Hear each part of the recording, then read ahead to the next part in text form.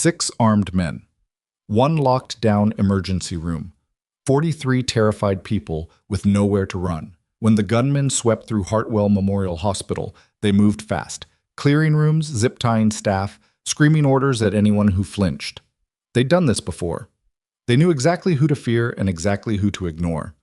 The nurse in the leg brace pressed against the medication room wall, hands raised, eyes wide. She was the one they laughed at. "Don't worry about the cripple," the lead man said. That was the last mistake Marcus Reel ever made. Before we go any further, if you're watching this story for the first time, hit that subscribe button right now and follow along until the very end, because this one goes places you will not see coming.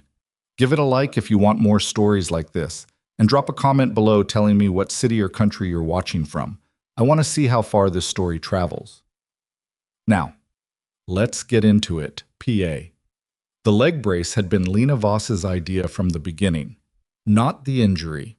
The injury was real. A hairline fracture in her left tibia, earned 7 months ago during a training exercise in a place she still wasn't cleared to name.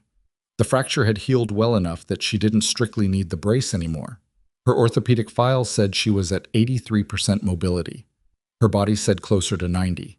But the brace stayed on, because the brace was the story, and the story was the job.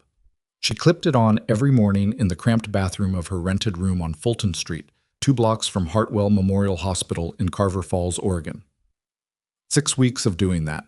6 weeks of walking through the hospital's glass doors with a slight drag in her left step. 6 weeks of accepting the clipboard when someone held it out to her like she couldn't manage it herself. 6 weeks of being the nurse. People spoke too slowly and looked at with that particular blend of pity and mild contempt that she had learned long ago to treat as information rather than insult. People who underestimated you gave you things. They talked too freely. They left doors open because they didn't think you'd walk through them. Lena walked through every single one.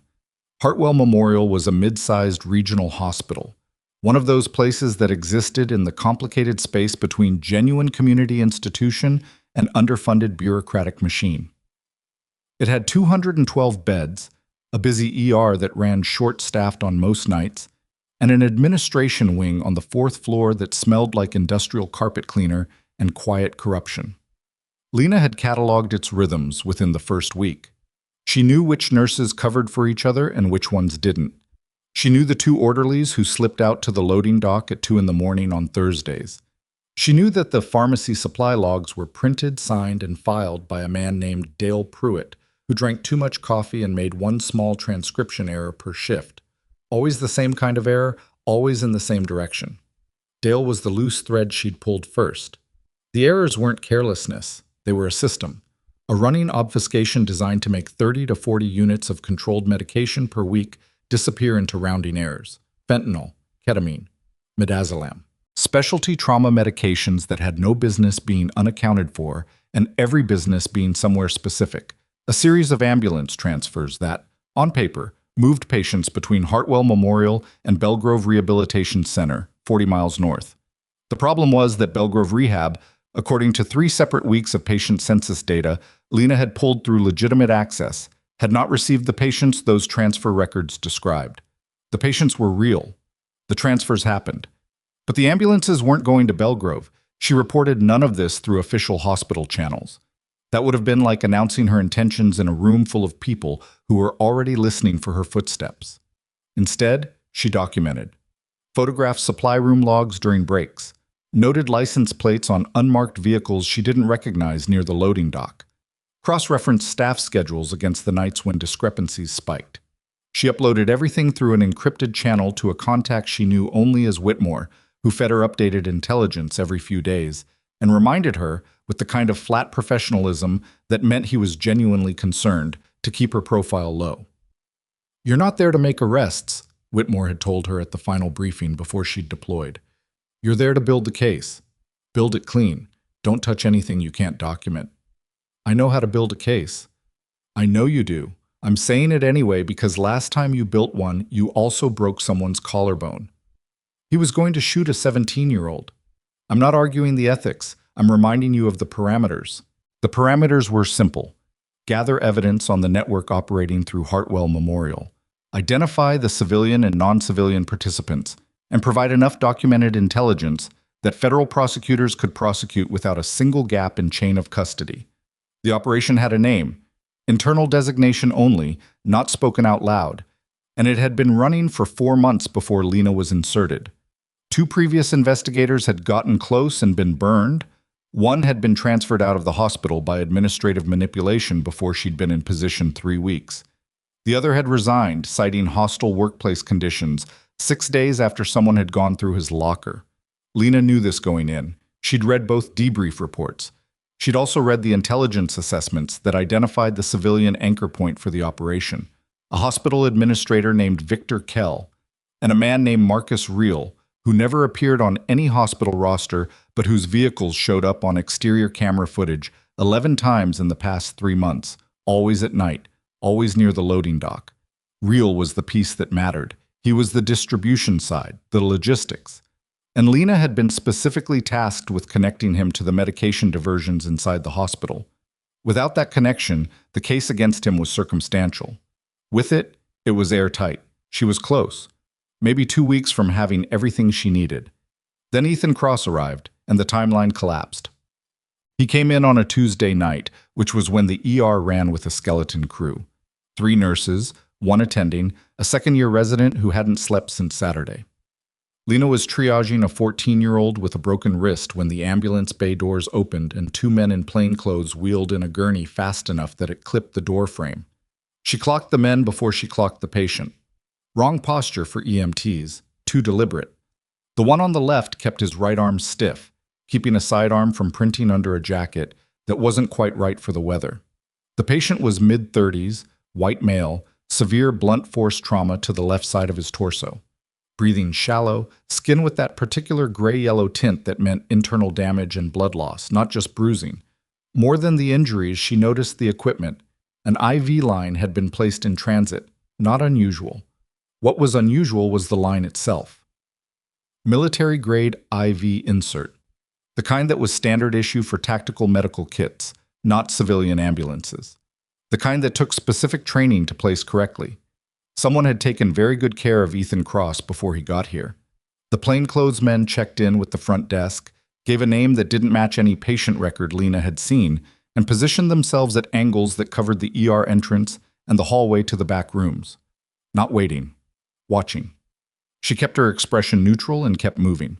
Broke off from the teenager's chart, told him he was going to be fine, and went to find the attending, Dr. Samuels, a tired-faced man in his late 50s who took everything at face value because he was too exhausted not to. New patient in Bay 2, she said. Significant internal trauma. He needs imaging now. I saw the transfer sheet. Transfer sheet says stable. He's not stable. His pressure's going to drop in the next 20 minutes if we don't move. Samuels looked at her. He had never fully decided what to make of Lena.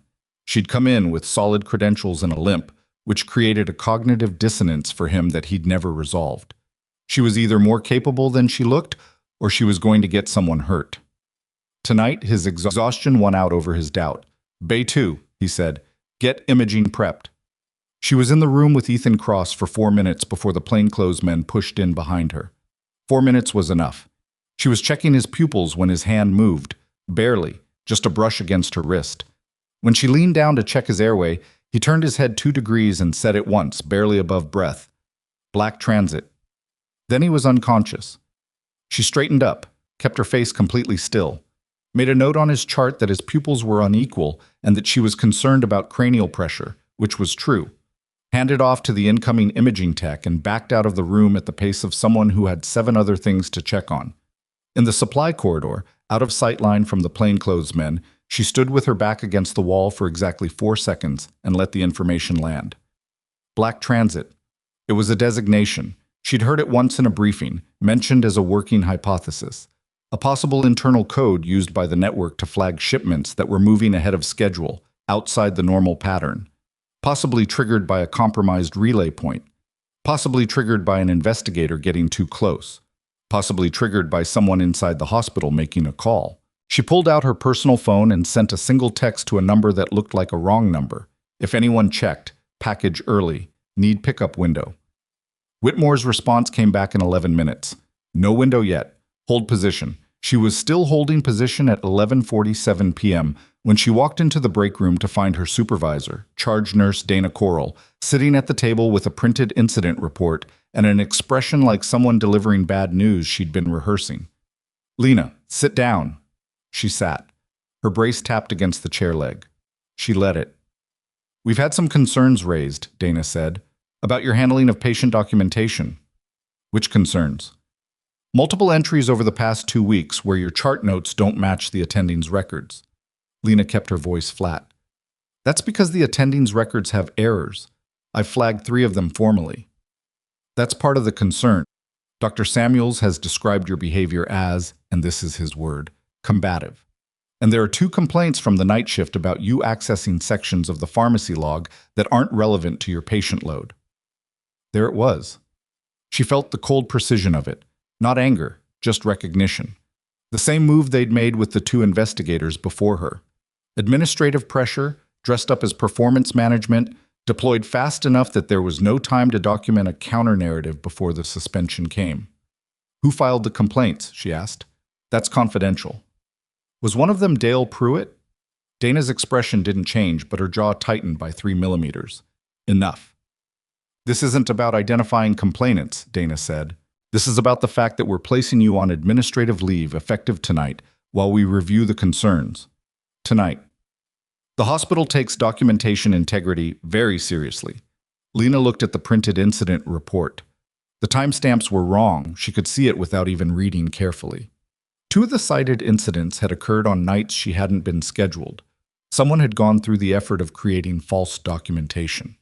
That was not the work of a charge nurse covering for a doctor's complaints. That was organized. "I'll need to speak to HR before I leave," she said.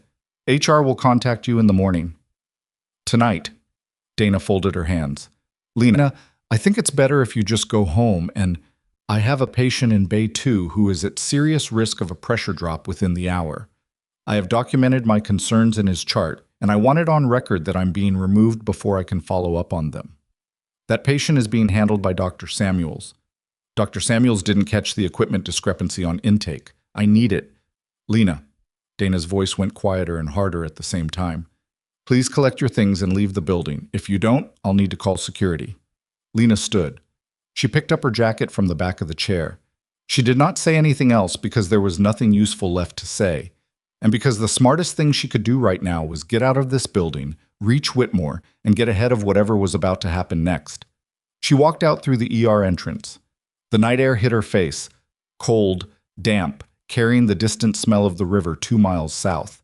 She walked to her car, sat in the driver's seat, and did not drive. She called Whitmore. "They suspended me," she said. "When?" 11 minutes ago. They had fabricated documentation. This was coordinated."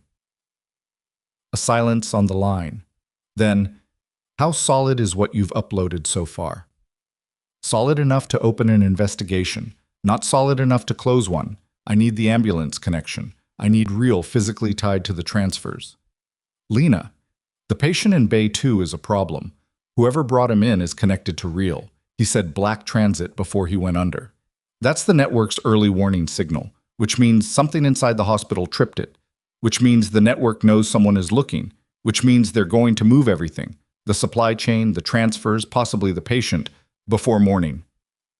Whitmore was quiet for a long moment. She could hear him thinking. He was a methodical man, not a fast one, and normally that was fine. "I need authorization to go back in," she said.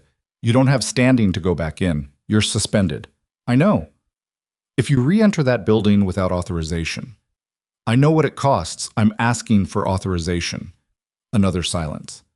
"I can't give that to you tonight. The chain takes time. If you go back in without clearance and something goes wrong, it blows the entire operation." She stared at the hospital's lit entrance through her windshield. She could see the ER bay doors. The plainclothes men would still be inside. The patient in Bay 2 was still there. "Then I'll wait," she said. "Good. Go home, get some sleep. We'll have a decision by morning." She ended the call. She did not go home.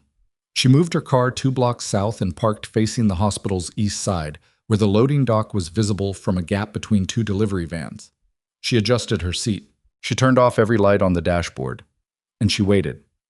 It was just past midnight when the first unmarked vehicle pulled into the loading dock area. It wasn't an ambulance this time. It was a white cargo van with a Belgrove Medical Logistics decal on the side that she recognized from 3 previous surveillance logs. The driver killed the headlights before he pulled fully in. 2 men got out. She took photographs, timestamps, license plate. She could not see clearly enough to identify the men by face from this distance, but she could see the hospital's loading dock door open from the inside 30 seconds later, and she could see the silhouette of the person who opened it, Dale Pruitt. In his scrubs, at 12:40 in the morning, opening a door he had no authorized reason to be at. She photographed that too. She was still watching when a second vehicle pulled in behind the van. A dark SUV, no plates. A man got out who was not Dale Pruitt and not either of the van's occupants. He was taller, moved differently, with the kind of physical deliberateness that came from a background she recognized because she'd trained with people who moved the same way. Marcus Reel. She had a photograph from a 3-year-old federal file. In the dark, and at this distance, she couldn't be certain.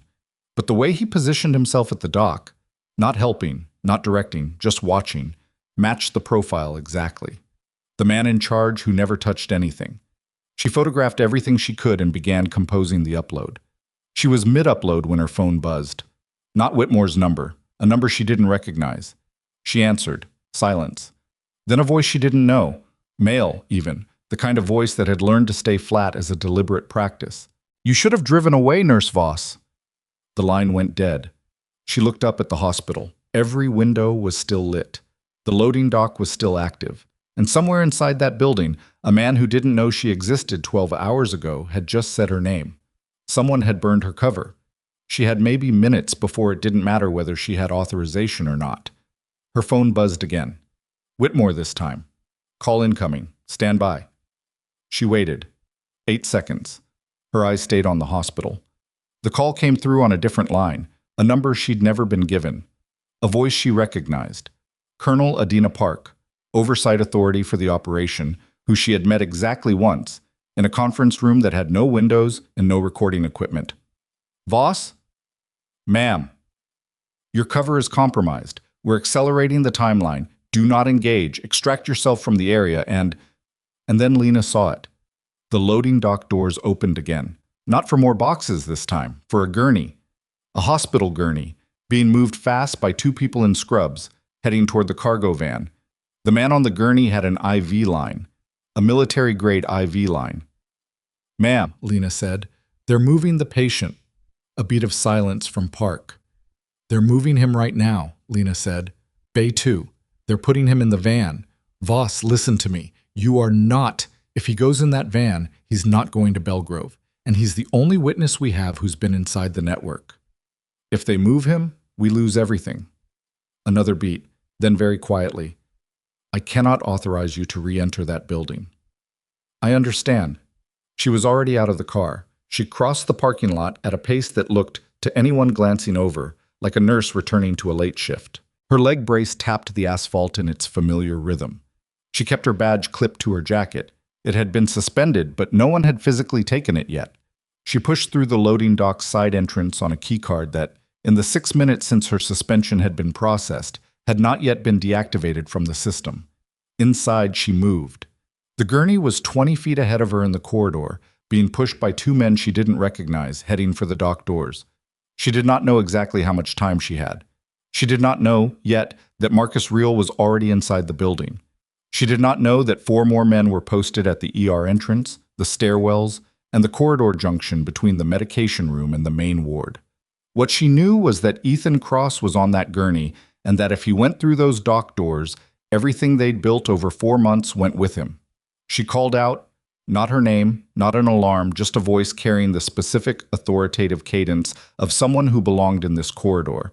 Hold the transfer. Dr. Samuels needs to sign off on the move. The men stopped. Not because they believed her, because they needed 3 seconds to decide whether they should. 3 seconds was enough. She was at the gurney, 2 feet from Ethan Cross, when the taller man turned, and she saw, in the cold fluorescent light of the corridor, that he was holding a radio, not a clipboard, and that he was already raising it to speak. She hit his forearm before he finished raising the radio. Not hard enough to break anything. She wasn't trying to break anything, not yet, but hard enough that the radio skipped out of his grip and clattered against the corridor wall. The second man reacted faster than she expected, spinning toward her with his hand already going for his jacket, and she pivoted left, put her shoulder into his sternum, and used his own forward momentum to redirect him into the wall beside the dock door. His head connected with the cinder block, and he went down to one knee, dazed but not out. 4 seconds. Enough noise to carry. She grabbed the gurney rail and locked the wheels, then pressed 2 fingers to Ethan Cross's carotid. Pulse present. Weak and fast, but present. His IV line was still intact. He was still breathing. The first man had recovered the radio.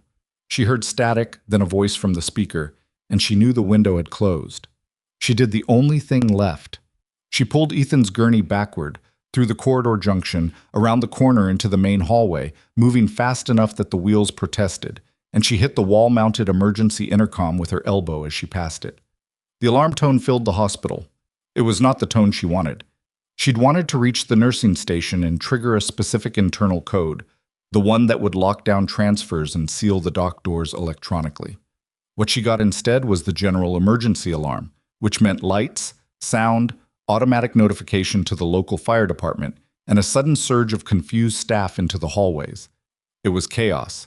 But chaos was something she knew how to use. She pushed the gurney through the confusion, calling out in the flat, authoritative voice she'd perfected over 6 weeks of being invisible. Unstable patient, Bay 1, clear the corridor. People moved. People always moved when someone sounded like they knew what they were doing. She got Ethan Cross to Bay 1, got the curtain pulled, and had his vitals on the monitor before the first security guard appeared at the junction. Not the guard she was worried about. A real one, sit, young, confused, hand on his radio, and not his belt. What happened? He asked. Patient was being transferred without authorization, she said. I need you to secure the loading dock. 2 men, one is possibly injured. He stared at her. Aren't you on leave? Loading dock, she said. Right now. He went. She didn't know if he'd actually secure anything or if he'd just stand there and radio his supervisor, but it bought her 60 seconds, and 60 seconds was what she needed to reach Whitmore. The call connected on the second ring. The alarm? That was me, she said. Patient is secured in Bay 1. The transfer was in progress when I intervened. I need a hard lock on the dock doors, and I need it in the next 4 minutes before Reels people regroup. Lena, you don't have clearance to take... I have the patient. If you want to keep him, lock the dock. If you want to have this conversation instead, tell me now so I can stop wasting both of our time. A silence that lasted longer than she could afford. 4 minutes, Whitmore said. I'll make the call. She put the phone in her pocket and turned back to Ethan Cross. His color was worse.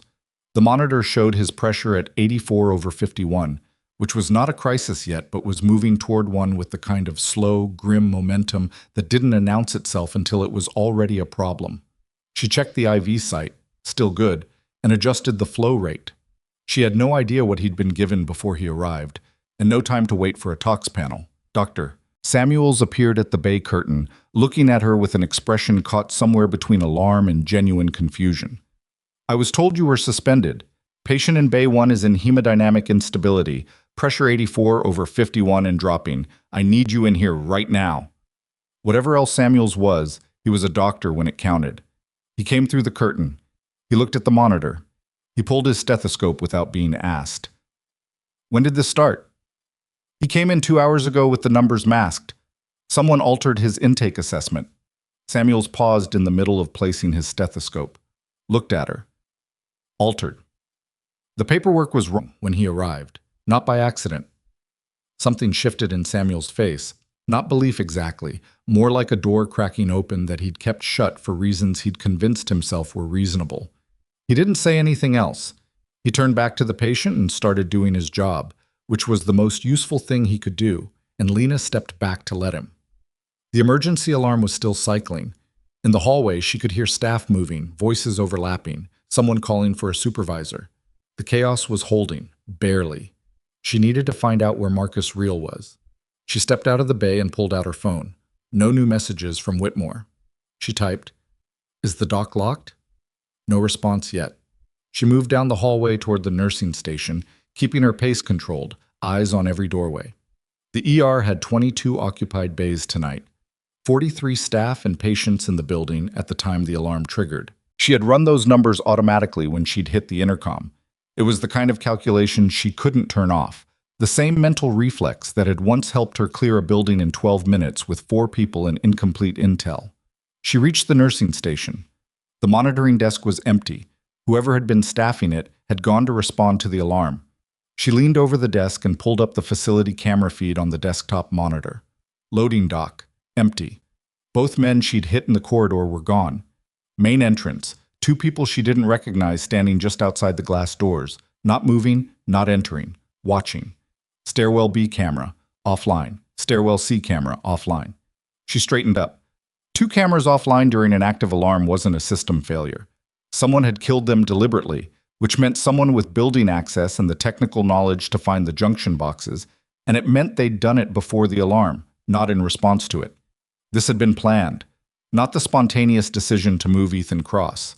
Something underneath that, a contingency for exactly this scenario, for an alarm, for a complication. She thought about the phone call she'd received in the parking lot. "You should have driven away, Nurse Voss." They'd known her name. They'd known she was there. The cover had been burned before she hit that intercom, which meant whatever was coming next had already been in motion before she intervened at the dock. She was not stopping something. She was inside something that had already started. Her phone buzzed. Whitmore. Dock sealed. Local units in transit. ETA 11 minutes. Hold position. 11 minutes. She looked at the camera feed again. Main entrance. The 2 men outside hadn't moved. Then she checked the internal hallway camera, covering the corridor between the medication room and the administrative wing. Marcus Reel was in the building. She recognized him from the file photo and from the 45 seconds she'd observed him at the loading dock. But seeing him on a 4-inch security monitor in the hallway of a hospital he had no authorized reason to enter made something cold and specific happen in her chest. He was moving with 2 men, and he was not heading for the exit. He was heading deeper into the building, heading toward the ER. She closed the camera feed and moved. The medication room was 30 feet from the nursing station, through a door that required a key card. Her suspended key card, which had still not been deactivated when she'd used it at the dock, and which she was gambling had still not been deactivated now. She swiped it. The light turned green. She went inside and pulled the door closed behind her. The medication room was small, shelving units on 3 walls, a dispensing terminal in the center, a narrow aisle. It smelled like antiseptic and the particular plasticky smell of sealed pharmaceutical packaging. She positioned herself at the far end of the aisle, behind the dispensing terminal, where she could see the door without being immediately visible from it. She did not have a weapon. She had not carried one into the hospital during the operation because a suspended nurse found with a firearm would have collapsed the case in under 24 hours. What she had was the room, the layout, and the fact that nobody in this building, not Reel, not his men, not Dana Coral, not the 2 plainclothes who'd lost Ethan Cross, knew what she actually was. They thought they were coming to find a cornered nurse. She heard footsteps in the corridor, more than 1 pair. They stopped outside the door. A voice, muffled. Keycard access shows someone used a suspended badge 3 minutes ago. Then Reel's voice, which she heard for the first time clearly, flat, unhurried, with the kind of economy that came from being someone who didn't need volume to communicate threat. "Open it." The door opened. 2 men entered first, Reel behind them. He scanned the room in one sweep and found her immediately. She hadn't tried to hide because hiding would have given them control of the space. He looked at her for a moment. Then he said, "You're more trouble than the file suggested." "Which file?" she asked. "Sit down." "I'm fine standing." One of the men moved toward her. She didn't move. Reel made a small gesture and the man stopped. He was recalibrating. She could see it. He'd expected someone afraid, and he was getting something else. And the gap between expectation and reality was making him careful. Good. Careful men talked before they acted. "Where's the patient?" he asked. "Which one?" "Don't do that." "Bay 1, she said. "With Dr. Samuels. And his vitals on the hospital monitor system, which is currently being fed to the overnight supervisor's pager. If anything happens to him in the next 10 minutes, there will be a record." Reel looked at her. You triggered the alarm. I did. That was a mistake. Probably, she said. I make them sometimes. He took 2 steps into the room and stopped 8 feet from her. His men flanked the door. The room was small enough that she could measure the angles without appearing to. Tell me what you've sent, he said. All of it. Who has it? Where did it go? What's the format? I don't know what you're talking about. You've been in this hospital for 6 weeks taking photographs and pulling access logs. You have no business pulling. Don't tell me you haven't sent anything. She kept her face neutral and said nothing. We know who you work for, Reel said. We've known for 10 days. You want to tell me how someone with your background ended up in an assignment like this? Hospitals need nurses. Sit down, he said again, and this time his voice had a different quality, not louder, but denser. A man who had run out of patience for patience. She looked at the 2 men by the door, looked back at Reel, looked at the dispensing terminal between them. Then she reached down and began to unclip her leg brace. She did it slowly, not dramatically. She wasn't performing anything. She just unclipped the straps, one after another, and set the brace on the top shelf of the dispensing unit. The whole thing took about 12 seconds. When she straightened up, she was standing with her full weight on both legs, and the slight drag she'd built into her walk for 6 weeks was simply gone. Reel watched this without expression. One of his men made a small sound. Not words, just a shift in breath that meant he'd clocked the change and wasn't sure what to do with it. I've sent everything, she said. 3 separate uploads over 6 weeks. Medication diversion logs, transfer records, license plates, a photograph of your face at the loading dock at 12:40 this morning, and a documented chain connecting Dale Pruitt's transcription errors to falsified patient transfers. 2 different federal contacts have it. A third is a legal hold that triggers automatically if I miss a check-in. Reel was very still. The patient in Bay 1 was placed under a black transit flag, she continued, which means someone inside this hospital burned their own network trying to move him before I could document the connection. That was a mistake, not mine, because it created a record of the flag and the transfer communications, which I photographed from the logistics van's own clipboard when I was at the dock. She watched him process that. The particular quality of stillness that came over a man when he understood that the ground had shifted without him feeling it move. You have nothing, he said. You don't believe that, she said, which is why you're in a medication room instead of already gone. Something changed in the room then. Not a word, not a signal she could identify, just a compression, the way air changes before weather. The man on Reel's left started moving before she'd finished reading the shift, and she was already moving too, because she'd been reading the room for the last 4 minutes, and she knew exactly where every body was and what every angle cost. She went low, inside his reach before he could extend, and used the edge of the dispensing unit as a pivot point to redirect his momentum into the shelving unit on the left wall. Pharmaceutical packaging scattered. He hit the shelving and went down hard. The second man was faster, better trained, more composed, and he got a hand on her jacket before she could clear the space. She let him pull rather than fight it, stepped into the pull, and drove her elbow upward. His grip broke. She stepped past him and put distance between herself and the door, which meant putting Reel between her and the exit, which was not ideal but was better than the alternative. Reel had not moved during any of this. He stood and looked at her across the overturned equipment and the 2 men on the floor, and his expression was something she hadn't expected. Not anger, not surprise. Just a slow, careful attention, like he was filing something away. You're the one they put in from the MSRC program, he said. It wasn't a question. She didn't answer. I've heard about that program, he said. I didn't think they'd actually use it for something like this. Apparently they did. You're not going to get out of this building. 11 minutes ago, I had an 11-minute ETA, she said, so I think we're very close to getting out of this building. His jaw tightened by a fraction. She caught it. He caught her catching it. The people outside, he said. 2 at the main entrance, she said, both visible on the exterior camera feed. Local units will see them when they pull in. His men were getting up, the first one slowly, the second with more composure. She tracked them without moving her eyes off Reel, which was a skill she'd developed in rooms considerably worse than this one.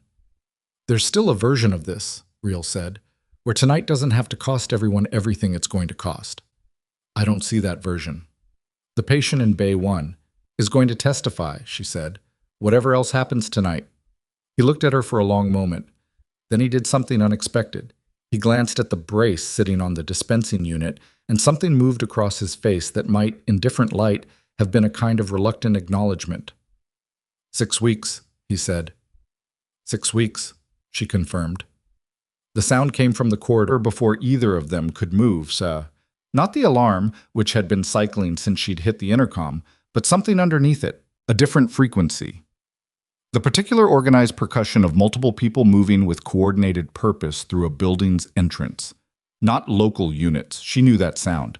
She'd been part of it, in other buildings, in other cities, operating under different names in the same kind of fluorescent-lit corridors where everything happened too fast and too slow at the same time. Real knew it too. She could see it in the way his body registered it. A shift so small it would have been invisible to anyone who hadn't spent years reading rooms full of people trying not to show what they knew. "There it is," she said quietly. He turned toward the door. His men were already looking at each other in the uncertain way of people whose plan had just developed a very large hole. She stayed where she was. Her back was to the shelving unit.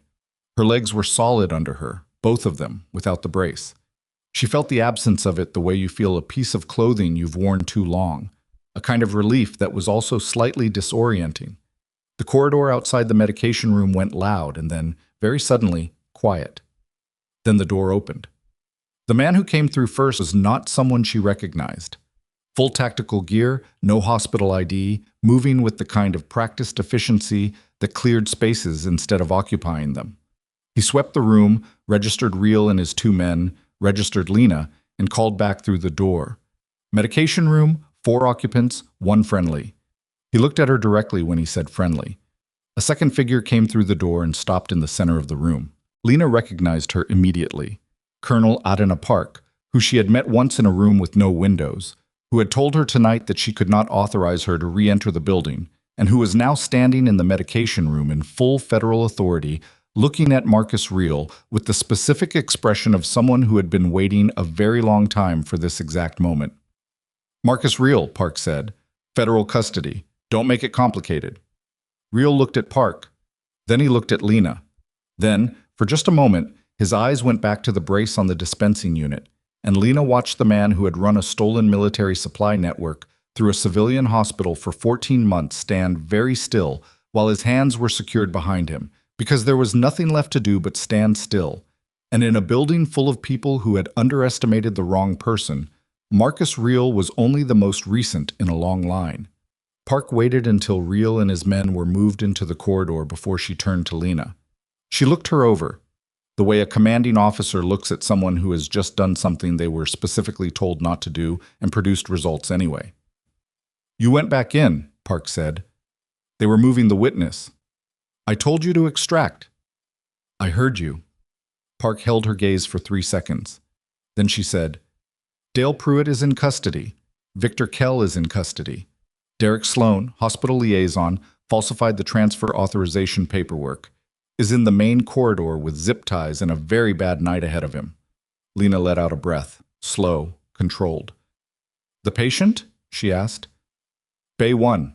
Samuels is with him. He's stable, so pressure came up in the last 20 minutes. She felt something loosen, fractionally, in her chest. Not relief. Not yet. The case wasn't closed. The documentation still had to hold up. There were depositions and chain of custody reviews and the kind of legal machinery that took months and produced outcomes you couldn't guarantee. She knew all of that. But Ethan Cross was stable, and Marcus Real was in zip ties, and the medication room smelled like antiseptic and scattered pharmaceutical packaging and the particular aftermath of a space where something had gone wrong for the people who'd expected it to go right.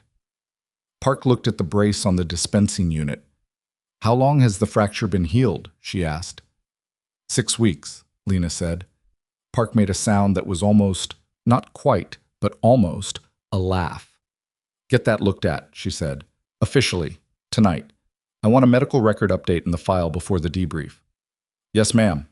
Park started for the door, stopped, turned back. "The nurses," she said. "The staff. The ones who filed the complaints against you." Lena waited.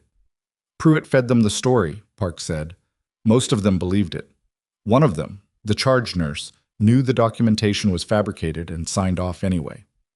Lena processed that. Dana Coral, who had sat across a break room table from her at 11:47 and told her to please collect her things and go home. Is she in custody? She asked. She will be, Park said. By morning. Lena nodded once. Park left. She stood alone in the medication room for a moment. The alarm had finally cycled off. Someone had reached the override panel, or it had simply timed out. The silence after it was enormous and very still. She picked up her brace from the dispensing unit, held it, did not put it back on. She walked out of the medication room into a corridor that was full of federal agents, confused hospital staff, and the slow, ungainly process of an operation coming apart in public for the first time. A gurney was being moved. Someone was on a radio. A nurse she recognized from the night shift was standing against the wall with her arms folded and an expression of total incomprehension. The nurse saw Lena, looked at her legs, looked at the brace in her hand, said nothing. Lena walked past her toward Bay 1. She needed to check on her patient. She was 3 steps from the bay curtain when her phone buzzed. Not Whitmore, not Park, not a number she recognized. She answered out of reflex and heard, before she could speak, a voice she had not expected, male, young, with the ragged quality of someone operating on borrowed time and a failing signal. Voss. A breath. There's a second sight. She stopped walking. Ethan, she said, you're conscious. There's a second sight, he said again, his voice thinner now, like he was already losing the thread. Not Belgrove. Different city. They've been running a parallel transfer chain since... The signal broke. The call dropped. She stood in the corridor with the phone in her hand and the brace in the other, and the noise of the aftermath moving around her. And she looked at the bay curtain 3 feet away where Ethan Cross was lying in a hospital bed, having just told her that what she'd built over 6 weeks was not the whole picture. There was more. There was a second sight. And somewhere in the building, the man who'd just been taken into federal custody had known about it all along and had said nothing, and was probably already calculating exactly how much that information was worth. She pushed through the bay curtain. Ethan Cross was awake, barely, in the loose, effortful way of someone who'd burned through whatever adrenaline had carried him to consciousness, and was already sliding back. His eyes tracked her when she came in, which was the important thing. Samuels was at the monitor, adjusting a drip line, and looked up when she entered with the particular expression he'd been wearing for the past hour. A man recalibrating everything he thought he knew about the last 6 weeks. He was agitated, Samuels said. Started trying to speak about 4 minutes ago. I told him to rest. I know. He called me. She moved to the bedside and lowered her voice. Ethan, I need you to stay with me for 2 minutes. His eyes focused. You got him. Real is in custody. So is Kell and Pruitt. I need you to tell me about the second sight. His mouth worked for a moment before the words came out. Morven. The city. Morven, Washington. Facility called Crestline. Not a real rehab center. It's a warehouse conversion. They've been using it as a consolidation point. Consolidation for what? Everything. Hartwell wasn't the only source hospital. There are 3 others. All the diversions run to Crestline before they move to final distribution. He paused, breathing through something. Real doesn't run Crestline. Someone else does. Who? His eyes went in and out. She put 2 fingers on his wrist, pulse still thready, but present. I was fighting to stay conscious and losing the fight by increments. Ethan, who runs Crestline? Military, he said. Active. That's why I came in. I was trying to reach someone on the inside and they found out. The name is... His eyes closed. Not death. The monitor was still reading, still steady, his chest still rising, just a body that had reached its limit and stopped negotiating. She straightened up. Samuels was watching her. He needs the OR, Samuels said quietly. Whatever held through tonight isn't going to hold much longer. He has bleeding we can't manage at this level. How long? 30 minutes before I'm not comfortable with conservative management. Get him prepped, she said. I'll get authorization. She was already moving back into the corridor, pulling out her phone. Park answered on the first ring. Second site, Lena said. Morven, Washington. Facility called Crestline. Real was the distribution side. Crestline is the consolidation point for at least 4 source hospitals. And the person running it is active military. A silence that had weight in it. He told you this, Park said. Just now. He lost consciousness before he gave me a name. He needs surgery in the next 30 minutes, or we lose him. He's not going anywhere without a federal medical detail. Then get one here in the next 25 minutes. Lena, the name of who runs Crestline is inside that man's head and nowhere else. If he dies on a table because authorization took too long, we lose the whole second tier of this operation. Get the detail here. Another silence. Then Park, in a different register. Not a superior officer speaking to someone who'd gone off script, but someone doing the math as fast as Lena was. I'll have people there in 18 minutes. Do not let him go to surgery before they arrive. Samuel says 30. That gives you 12 minutes of margin. Don't let him go before they arrive, Park repeated and ended the call. Lena walked back to the bay, told Samuels to begin pre-op prep, but hold the OR until she gave the word, and watched the flicker of professional indignation cross his face. The physician's instinct to resist anyone telling him how to time his medical decisions. Before he looked at the corridor full of federal agents and calculated correctly that tonight was not the night to assert jurisdictional primacy. 25 minutes, he said. That's the outside. I know, thank you. She said thank you because she meant it, and because she'd spent 6 weeks working alongside this man without him having the faintest idea who she was or what she was doing, and because whatever his failures of observation over the past month and a half, he was a decent doctor who was going to keep a critical witness alive through the next half hour on skill and habit, and that deserved acknowledgement. She stepped back into the main corridor. The immediate chaos had organized itself into the slower, more deliberate machinery of a federal scene. Evidence markers, agent assignments, the careful documentation that would eventually make up the scaffolding of a prosecution. Two of Real's men were seated against the far wall with their wrists secured and their expressions set to the particular blankness of people who have decided to wait for lawyers before producing any further reactions. Real himself was not visible. He'd been moved. Park's team, efficient and fast. Dale Pruitt was at the end of the corridor, seated, head down, hands between his knees.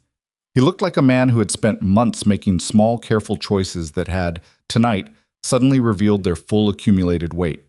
She walked past him without stopping. What she needed was a terminal. The nursing station was still partially functional. The camera feed, the patient management system, the access logs that she'd been quietly mining for 6 weeks. If Crestline was a real facility, it would have a paper trail. Permits, utility registrations, possibly a business license filed under a shell name. She could cross-reference the transfer records she'd photographed against a Morven, Washington address and start building a geographic map of where the shipments had actually been going. She sat down at the station terminal and started working. It took her 11 minutes to find Crestline Medical Partners LLC, registered in Washington State 14 months ago, listed business type, medical supply logistics. Registered agent, a law firm in Tacoma, that handled 14 other similarly structured entities. The facility address in Morven matched a warehouse building on industrial land that had been purchased through a property management company 8 months prior. Shell within a shell within a shell, clean on the surface. The kind of structure that took months to unpeel in a normal investigation. But she wasn't building from zero. She had the transfer records. She had the medication diversion logs. She had dates and volumes and the physical documentation she'd photographed over 6 weeks that she could now map against Crestline's registration timeline. She was uploading the cross-reference data when someone stopped next to the station. She registered the presence before she looked up. Wrong footfall for a federal agent, wrong pace for hospital staff. She looked up. The man standing there was in civilian clothes, mid-40s, with a military haircut that he hadn't grown out and probably never would. He had a federal ID clipped to his jacket, not Park's agency, different seal. She read it in a single glance and felt something in the back of her neck go carefully, specifically, still. Defense Intelligence. Not the same chain of command as Park's operation. Not the same authorization structure. Nurse Voss, the man said. His voice was pleasant in the way that well-maintained things are. Not warm, just frictionless. I'm Special Agent Harlow. I've been asked to come in and assist with coordination. Coordination between which parties? She asked. The operation tonight has some interagency dimensions, he said. Given the active military element, DIA has been brought in to ensure proper handling. She looked at him, then back at the terminal, then back at him. Does Colonel Park know you're here? Colonel Park has been briefed. It was not an answer to her question. She noted that. The witness in Bay 1 is going to surgery and she checked the wall clock. 14 minutes. His testimony will establish the chain of command at the Crestline facility. Until that testimony is on record, I'd rather keep the circle small. Of course, Hartwell said. He smiled. It was the smile of a man who'd learned to produce smiles the way other people produce receipts, efficiently, without meaning. No one is suggesting otherwise. What are you suggesting? I'd like to see the documentation you've gathered, as a preliminary step. She turned back to the terminal. That goes through Whitmore. He has the access protocol. Whitmore is handling the on-site evidence chain. This is specifically the intelligence documentation, the photographs and the cross-referencing you've been building. Given the DIA dimension, there's a question of classification level that needs to be resolved before it enters the general evidentiary record. She did not look at him. She kept her hands on the keyboard. He was very good. The framing was technically coherent. Classification review was real. DIA involvement in cases with active military elements was real. And anyone who didn't know the specific protocols cold would have had no particular reason to hesitate. She knew the protocols cold. I'll need that request in writing from your commanding officer, she said, co-signed by Colonel Park, before any documentation transfers out of my upload chain. A pause. That may take some time to arrange. Then we'll wait. Another pause. Longer. Nurse Voss, he said, and his voice had dropped one register, losing the pleasantness without going anywhere more identifiable. The person running Crestline is someone with significant friends in this building tonight. Not Real's friends, different friends. I'm trying to ensure this doesn't become complicated. She stopped typing, set her hands flat on the desk, turned and looked at him directly for the first time. What's your clearance level? She asked. He told her. Then you know I can't release operational documentation to your jurisdiction without Park's written co-authorization, she said. If you have a problem with that protocol, take it up with Park. She's in the building. He looked at her for a long moment. Then he stepped back from the station, smoothed his jacket, and said, Of course. I'll speak with Colonel Park. He walked away. She turned back to the terminal and immediately pulled up the internal communication log and sent a single message to Whitmore, DIA present, Agent Hartwell. Verify authorization chain immediately and flag Park. She hit send and stood up. She needed to find Park. Not in 20 minutes, not after the OR cleared. Now. She moved through the corridor at a pace that was not quite running. Running in a hospital full of federal agents attracted attention she couldn't afford. She checked 3 rooms and the stairwell before she found Park near the administrative wing entrance. On the phone, with 2 of her own agents flanking her. Park saw her coming and held up one finger. Finish the call. Lena waited 6 seconds. Park ended the call. Hartwell already found me, she said, before Lena could speak. I know. He asked for the documentation. I know what he asked for. Park's jaw was set in a way that told Lena this was not a surprise and was not, therefore, a simple problem. He has standing to request it. DIA has jurisdiction over the active military element, and the moment you confirmed there was an active service member running Crestline, they had a legitimate entry point. He doesn't get the documentation before the witness testifies. I agree with you. Then we have a problem, because he doesn't strike me as someone who takes agreement for an answer. Park looked at her for a moment. Something behind her eyes shifted. Not doubt, more like the particular fatigue of someone who'd been fighting a version of this fight for a long time. The name Ethan was trying to give you, Park said, lower, before he went under. DIA coming in tonight, ahead of the prosecution timeline. That's not standard procedure. That's someone with enough reach to get a team mobilized in under 2 hours. Lena felt it land. They're trying to pull him before we have the name on record. I don't know that. Yes, you do. Park didn't answer, which was its own answer. If Hartwell gets the documentation and Ethan doesn't survive surgery, Lena said, we have nothing on whoever runs Crestline. The Hartwell operation goes through prosecution, Real takes a sentence, and the second tier walks. I know. So what do we do? Park looked at her for a moment. Then she said, you don't work for DIA. You work for me. That documentation stays in your upload chain under my authority until Ethan Cross is out of surgery and on record. Hartwell won't let that sit. No, he won't. Park straightened, which is why you're going to go back to that nursing station, finish your cross-reference upload, and send me every piece of it through the secure channel in the next 10 minutes. Once it's in my chain, Harlow needs a court order to touch it, and that takes longer than tonight. And if he moves to pull Ethan's medical detail before, I've got 2 of my people outside the OR prep room and 1 with Samuels. They're not moving. Lena exhaled. Okay. 10 minutes, Park said. She went back to the station. She worked fast, not careless, but compressed, the way she'd been trained to work when the margin between getting it done and not getting it done was narrow enough to feel. She pulled the full documentation package, the pharmacy logs, the transfer records, the license plate photographs, the time-stamped images from the loading dock, the cross-referenced Crestline registration data. She formatted it against the evidentiary protocol Whitmore had given her at the start of the operation and uploaded everything to Park's secure channel in 9 minutes and 40 seconds. Then she sat back and looked at the time. Ethan Cross had been in OR prep for 6 minutes. Harlow was somewhere in the building, and Reel was in custody, which meant that somewhere in the legal machinery that had just started grinding, his lawyer, whoever that was, would eventually sit across a table from a federal prosecutor and start discussing what Marcus Reel knew about Crestline and what it was worth. She thought about what Reel had said in the medication room. There's still a version of this where tonight doesn't have to cost everyone everything. She dismissed it at the time as a negotiating position. Now she wondered whether he'd been offering something specific, whether the information about the second site was not the leak she'd assumed it was, but something he'd been ready to trade. If Reel already had a deal structure in mind, he'd been planning for arrest longer than she'd assumed. She pulled up the building layout on the terminal and looked at the OR prep room. It was on the 2nd floor, east wing. Park's people were outside it. Samuels was inside it.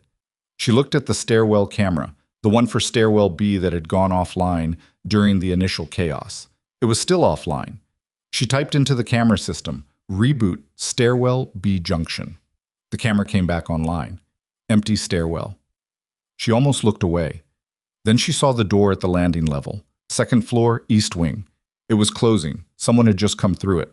She was out of the chair and moving before she'd consciously made the decision to move, because the reasoning happened in a layer underneath conscious thought. The stairwell camera had been killed before the alarm and had stayed offline, and no one had rebooted it until she just had, which meant whoever had killed it had assumed it was still down, which meant the person on that landing believed they were unobserved. She took the main stairwell, faster than the elevator. Her legs were solid under her, both of them. No drag, no compensation, just the body she'd spent 12 years building doing what it was designed to do. 2nd floor.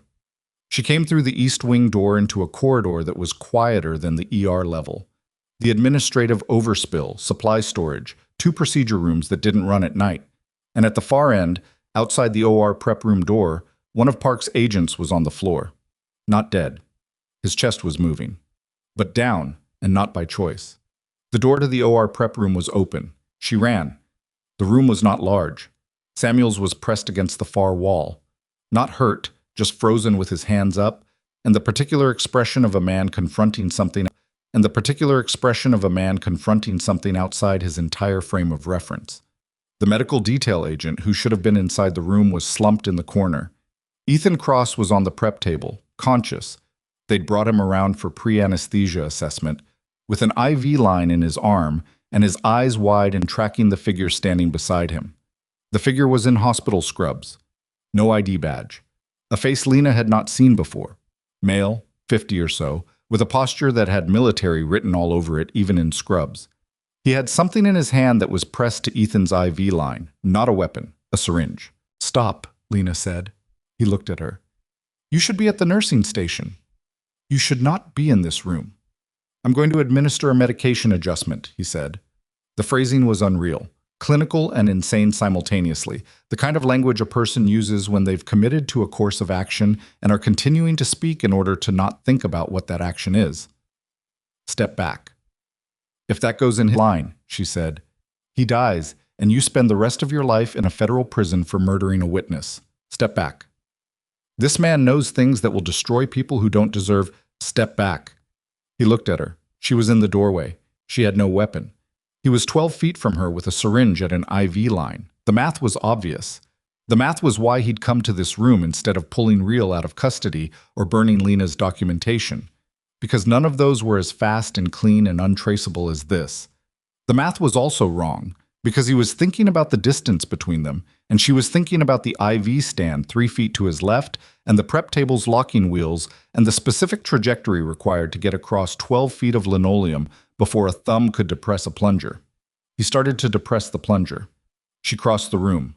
She hit the IV stand first, not him, the stand, knocked it hard enough that it swung into his right arm as the syringe moved, deflecting it. The needle pulled free of the line. She grabbed his wrist before he could reposition, used the rotation of his own arm against him, and had him face down on the prep table in a hold that locked his shoulder and wrist in a configuration that made further movement both painful and structurally inadvisable. The syringe was on the floor. Ethan Cross was staring at the ceiling, breathing in the rapid, shallow way of someone whose body had just processed a large amount of fear. Samuels made a sound that was not words. "Doctor," Lena said, without releasing the hold, "I need you to step into the corridor and call Colonel Park. Right now. Tell her the OR prep room." He went. She held the position. The man under her was still. His cheek was against the prep table, and his breathing was controlled in the way of someone trained not to produce unnecessary information through involuntary response. "What's in the syringe?" she asked. He said nothing. "It's going to a lab either way," she said. "I'm asking because if it went into his line in any quantity, Samuels needs to know what he's treating." A pause. "It didn't go in." "I know it didn't. I'm asking if any of it did." "No." She checked Ethan's IV site from where she was. Clean. The needle pull had been clean. "Okay," she said. She held the position until Park came through the door 45 seconds later with 2 agents who secured the man in scrubs with considerably more equipment than Lena had used. Park looked at the syringe on the floor, looked at Ethan Cross, looked at Lena. "He was already in the building," Lena said. "He came through stairwell B. The camera was still offline." Park looked at the man being secured. "Who sent you?" He said nothing. "Who sent you?" she asked again, her voice flat and final in the way of someone who already knew the answer and was creating a record by asking the question. He said nothing. Park crouched and picked up the syringe with a gloved hand. She looked at it for a moment. "Get this to the lab," she said to one of her agents. "Full panel, tonight." She stood and looked at Lena.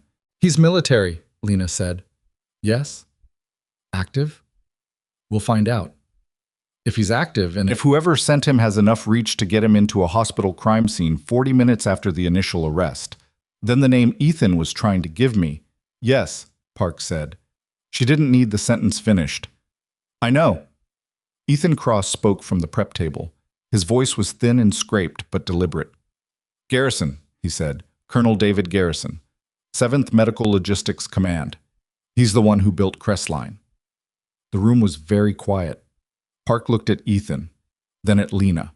"Colonel David Garrison, 7th Medical Logistics Command," which meant someone with direct oversight of military medical supply chains, someone with the access and institutional authority to divert equipment and medication at the source, long before it ever reached a civilian hospital. Someone who had been, until this moment, entirely outside the documented frame of the investigation. "Is he on base?" Park asked. "But Redmond," Ethan said. "But tonight, I don't know. When they found out I'd talked, they would have—" He stopped.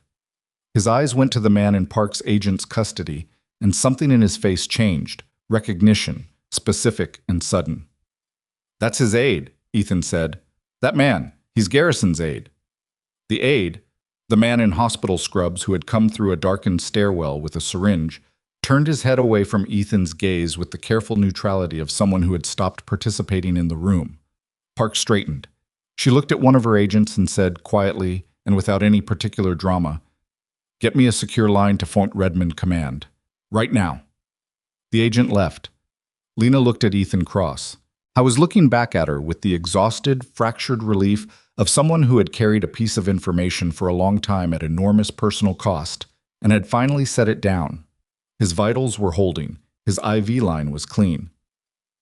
Samuels reappeared in the doorway. "If we're going to the OR, it has to be now," he said. "I'm not going to say it again." "Go," Park told Lena. "Stay with him." Lena walked to Ethan's prep table. She checked his IV, checked his monitor readings, and looked at him directly in the way she'd been doing, quietly, for every patient she'd ever had who was frightened. "You're going to be okay," she said. It wasn't a guarantee. She didn't make those. But it was an honest assessment of what the numbers said, and it was what he needed to hear, and she believed it. Ethan looked at her. "Did it work?" "Yes," she said. He closed his eyes. Samuels moved the table, and Lena walked alongside it, because she was not leaving this patient until he was in the OR and accounted for, because the building still had a darkened stairwell and a man in custody who'd said nothing, and a colonel at Fort Redmond who had not yet been reached, and because the difference between a case that held and a case that collapsed often came down to whether someone was in the room who understood what was actually at stake. They were halfway down the corridor to the OR when her phone buzzed. "Whitmore." She answered. "Park just called in the Fort Redmond request," he said. "Garrison's not on base." She kept walking, keeping pace with the gurney. "He left base 2 hours ago," Whitmore said. "Personal vehicle, unscheduled. They thought he was—" A pause. "Lena, his vehicle's GPS last pinged 11 miles from Carver Falls." She stopped walking. The gurney continued without her, Samuels not noticing, the corridor ahead moving with its own momentum. 11 miles, 2 hours ago. Garrison hadn't sent his aide to fix the problem. He'd sent his aide as a distraction or a backup, or simply because that was what aides were for. While Garrison himself drove toward Carver Falls with 2 hours of lead time and a destination she hadn't identified yet. Not the hospital. He'd know the hospital was burned. She ran through it. If she were Garrison and Hartwell was compromised and her aide had failed and the witness had given a name, what was left to protect? Crestline. He was going to Crestline. She called Park. "Garrison isn't coming here," she said. "He's going to Morven. He's going to burn the facility." A silence. "How long does he have?" 2 hours plus. He's either already there or 20 minutes out. "My nearest team to Morven is 40 minutes. She did the math. She didn't like it. "Lena," Park said, with the tone of someone who already knew what the next sentence was going to be and was deciding whether to say it before or after. "The evidence at Crestline, if he burns it, we lose the entire second tier." "I know. We have we have the aid, we have Ethan's testimony. But without Crestline, the prosecution can't establish the scale of the operation. They'll negotiate down. Everyone walks lighter." "I know," Park said again. "Then you know what I'm going to say." A long pause. Longer than any of the previous ones. "I cannot authorize you," Park said. Again. "For the second time tonight, I cannot officially send you to Morven, Washington alone, ahead of my team, with no backup and no—" "I know," Lena said. She was already looking at the hospital's exit doors. She ended the call and walked out of the hospital. Not running.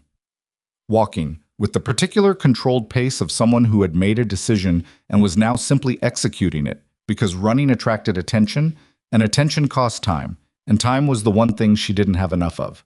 Her car was 2 blocks south, where she'd left it hours ago facing the loading dock.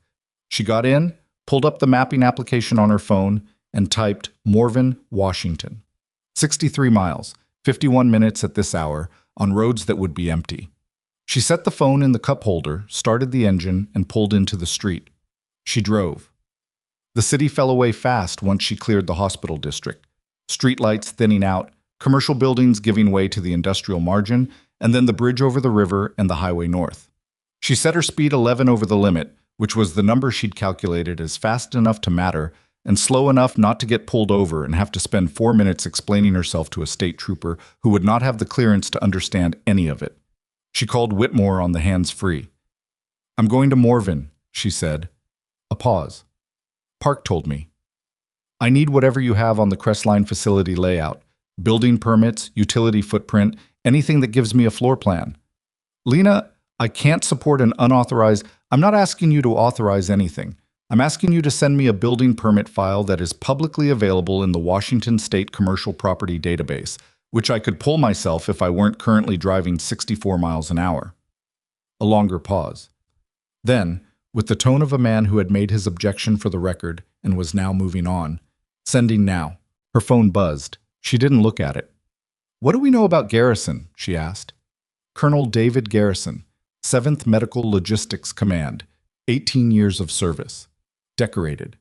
2 commendations for operational efficiency, which, in retrospect, tells you something about how he got away with this. He had complete institutional access to military medical supply chains across 4 Western states. The diversion started small. The working theory is he was running it as a secondary income stream initially. It scaled when he brought in real as the civilian distribution side. When did it scale? About 14 months ago, same time Crestline was registered. She passed a truck on the highway. The road ahead was dark and straight. He built Crestline because he needed a buffer, she said. Something between the military supply chain and the civilian end. Real handled the hospitals. Crestline consolidated the product, so Garrison's fingerprints were never on the civilian side. That's the working model, yes. It also means Crestline has records. Garrison is meticulous. You don't run military logistics for 18 years without developing habits. He will have documented everything, because documentation is how someone like him proves the system is working. The question is whether he has enough time to burn it before. What's his lead time if he left Fort Redmond 2 hours ago? If he drove straight through, he's been at Crestline for roughly 40 minutes. 40 minutes was enough to start a fire. It was not, if things went wrong, enough to finish one. Park's team? She asked. 35 minutes out from Morven. They're moving. She did the math. She was 51 minutes from Morven in optimal conditions. Park's team was 35. They would get there first, but only by 16 minutes. And if Garrison saw federal vehicles approaching, the first thing he would do was accelerate whatever he'd already started. She needed to be there before he knew anyone was coming. The facility, she said. Building permits. How large? Checking the file. 18,000 square feet. Single-story warehouse conversion. Loading bays on the south face. Office section, northwest corner. Exits? 2 primary, 1 on the south loading side, 1 at the north end of the office section. There'll be emergency exits on the east wall. Fire code requires them at that square footage. Utilities connection point? East side. That would be your electrical and gas access. If Garrison was going to burn it, he would use the gas lines, faster and more complete than accelerant, and it would look more like an accident on a first pass, which meant he would need access to the utility connections on the east wall, which meant he would be on that side of the building for at least part of whatever he was doing. Send me the permit file with the utility layout highlighted, she said. Already done. A pause. Lena. He's military. He will be armed. I know. You're going in without... I know. Whitmore was quiet for a moment. Then, Park's team lead is Agent Torres. I'm patching you into his frequency. Don't talk on it unless you have to. Just listen so you know where they are. Thank you. Don't get shot. He ended the call. She drove. The highway to Morven ran through 40 miles of Oregon timber country before crossing into Washington state on a 2-lane bridge over a tributary she'd never learned the name of. She crossed it at 1:47 in the morning, when the sky was the deep unlit black that comes in the hour or two before anything begins to suggest dawn, and the trees on either side of the road were wall-dark and still. Her earpiece crackled. Torres's voice clipped and professional. Team, we're 40 minutes out. Target facility is a single-story warehouse. Crestline Medical Partners, south end of Meridian Industrial Road. Approach from the north, lights off at the 2-mile mark. Command, confirm we have no other authorized personnel in the area. A voice from command. Confirmed, no other personnel. She was not personnel. She was a suspended nurse driving a personal vehicle on a public road. The Crestline facility appeared on her mapping application as a location pin on Meridian Industrial Road, which turned off the state highway 4 miles south of Morven's town center. She turned onto the highway exit at 1:51 and reduced her speed. No lights behind her, no vehicles ahead. She parked off the road a mile from the Meridian Industrial turnoff, in the gravel shoulder behind a tree line, and got out of the car. She stood in the dark for a moment, adjusting. Then she started walking. The industrial road was gravel for the first quarter mile, then poured concrete. She could see the facility from 400 yards, not its shape, just the light coming from it, which was wrong in the specific way that light through high windows is wrong when the source is not overhead fluorescent, but something lower and more orange. He'd already started. She moved faster. Not running. The gravel was uneven and a turned ankle was the kind of problem that ended everything. But at the edge of running, her breathing controlled and her eyes on the building and the ground alternately. The orange light was not spreading yet, which meant it was contained, which meant she had time, but not much. The facility took shape as she closed the distance. 18,000 square feet of gray corrugated metal, just like the permit had described. Loading bays on the south, office section, northwest corner, where two windows were lit with the kind of ordinary overhead fluorescence that meant the power was still on, and someone was inside doing something they needed light to do. She went around the east side. Utility connections. She found them on the exterior wall. A gray metal panel, industrial grade, marked with the standard utility company labeling. The gas line shut-off was a yellow-handled valve, currently in the open position. She turned it off. It wouldn't stop a fire that had already started, but if he hadn't yet reached the gas line stage, it would close that option. And if he had, if there was already gas pooling somewhere inside, shutting the feed line would at least stop it from getting worse. She moved to the east emergency exit, tried it, locked from inside, which was a fire code violation but was not a surprise. She kept moving, around to the north end, where the office section jutted out from the main warehouse body. The north exit was a standard commercial door, metal, with a push bar on the inside. There was a window beside it, office window, 3 feet by 4, the kind that tilts open on a horizontal hinge. The window was open, 3 inches. She looked at it, thought about Garrison, who was meticulous, who had run military logistics for 18 years, who documented everything, and who had arrived at this building 40 minutes ago in a hurry and had possibly opened a window for ventilation while he worked and not closed it behind him. She worked the window open the rest of the way. It was not a graceful entry. She was not built for graceful entries through 3-foot windows. She was built for a great many things, but this was not among them. She went through head first and caught herself on the office desk below it, which sent a stapler and a ceramic mug off the edge and onto the floor with sounds that were, in the nighttime quiet of the building, extremely loud. She held still on the desk, listened. Footsteps. Inside the building, moving. She got off the desk and positioned herself to the left of the office door, which was open to the interior corridor. The footsteps were coming from the main warehouse space, not the corridor. She could hear the different acoustic quality, the way sound moved differently in the large open volume of the warehouse versus the tighter hallway. She looked around the office. Desk, chair, filing cabinets, 3 of them, open, papers pulled, and stacked. He'd been in here. The stacks were organized, which confirmed what Whitmore had said. Meticulous. He'd been pulling records, selecting what to take and what to burn. On the corner of the desk, a manila folder. She opened it. Inside, a ledger printout, handwritten annotations in the margins, dates and quantities and initials she recognized from the Hartwell transfer records. Not a copy, the original. She picked it up. The footsteps had stopped. She waited. Then a voice, from the doorway of the office behind her. Set it down. She turned. Colonel David Garrison was not what the file photo had suggested, which was that he was an average-looking man of 52 in military dress uniform.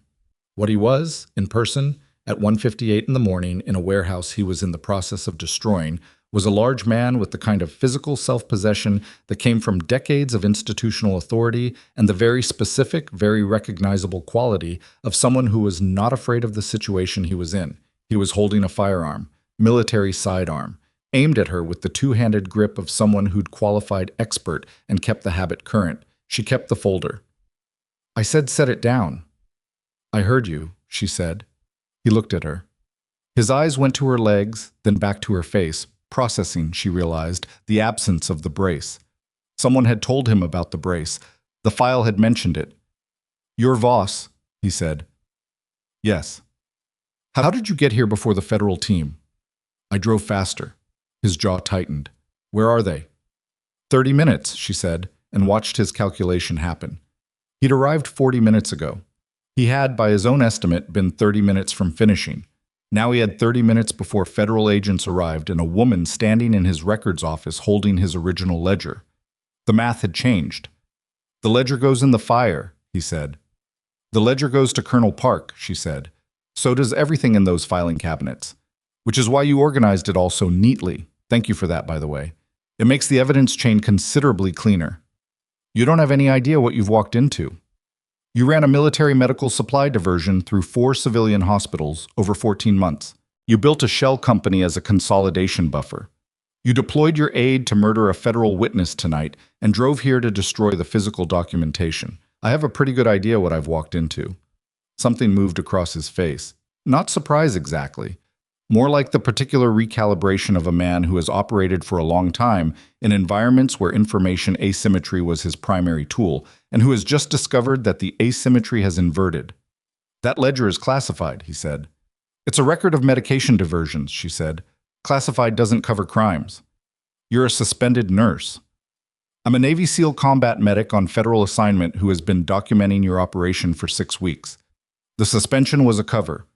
Would you like to keep going, or would you like to think about what the next 30 minutes look like? The firearm did not move. She hadn't expected it to. There are people in this, he said, whose names are not in that ledger. People with significantly more reach than I have. If you think tonight ends this, I think tonight ends your part of it, she said, which is enough. He looked at her for a long moment. She kept her breathing even and her eyes on his trigger finger, which was where the actual information was, because people telegraphed intent in their hands before they telegraphed it in their faces. His finger was on the guard, not the trigger. That gap was something. The fire in the warehouse, she said. Where is it? He said nothing. If it reaches the office section, neither of us gets out of here with what we want. So tell me where it is. East wall, he said. Accelerant on the floor. Timer ignition. You shut the gas off already. I heard the valve. How long on the timer? 9 minutes when I came in here. That was 3 minutes ago. 6 minutes. She looked at him. He looked at her. Set the gun down, she said. We walk out the north exit. Park's team gets the facility and the documentation. You answer for what you've done. You're asking me to.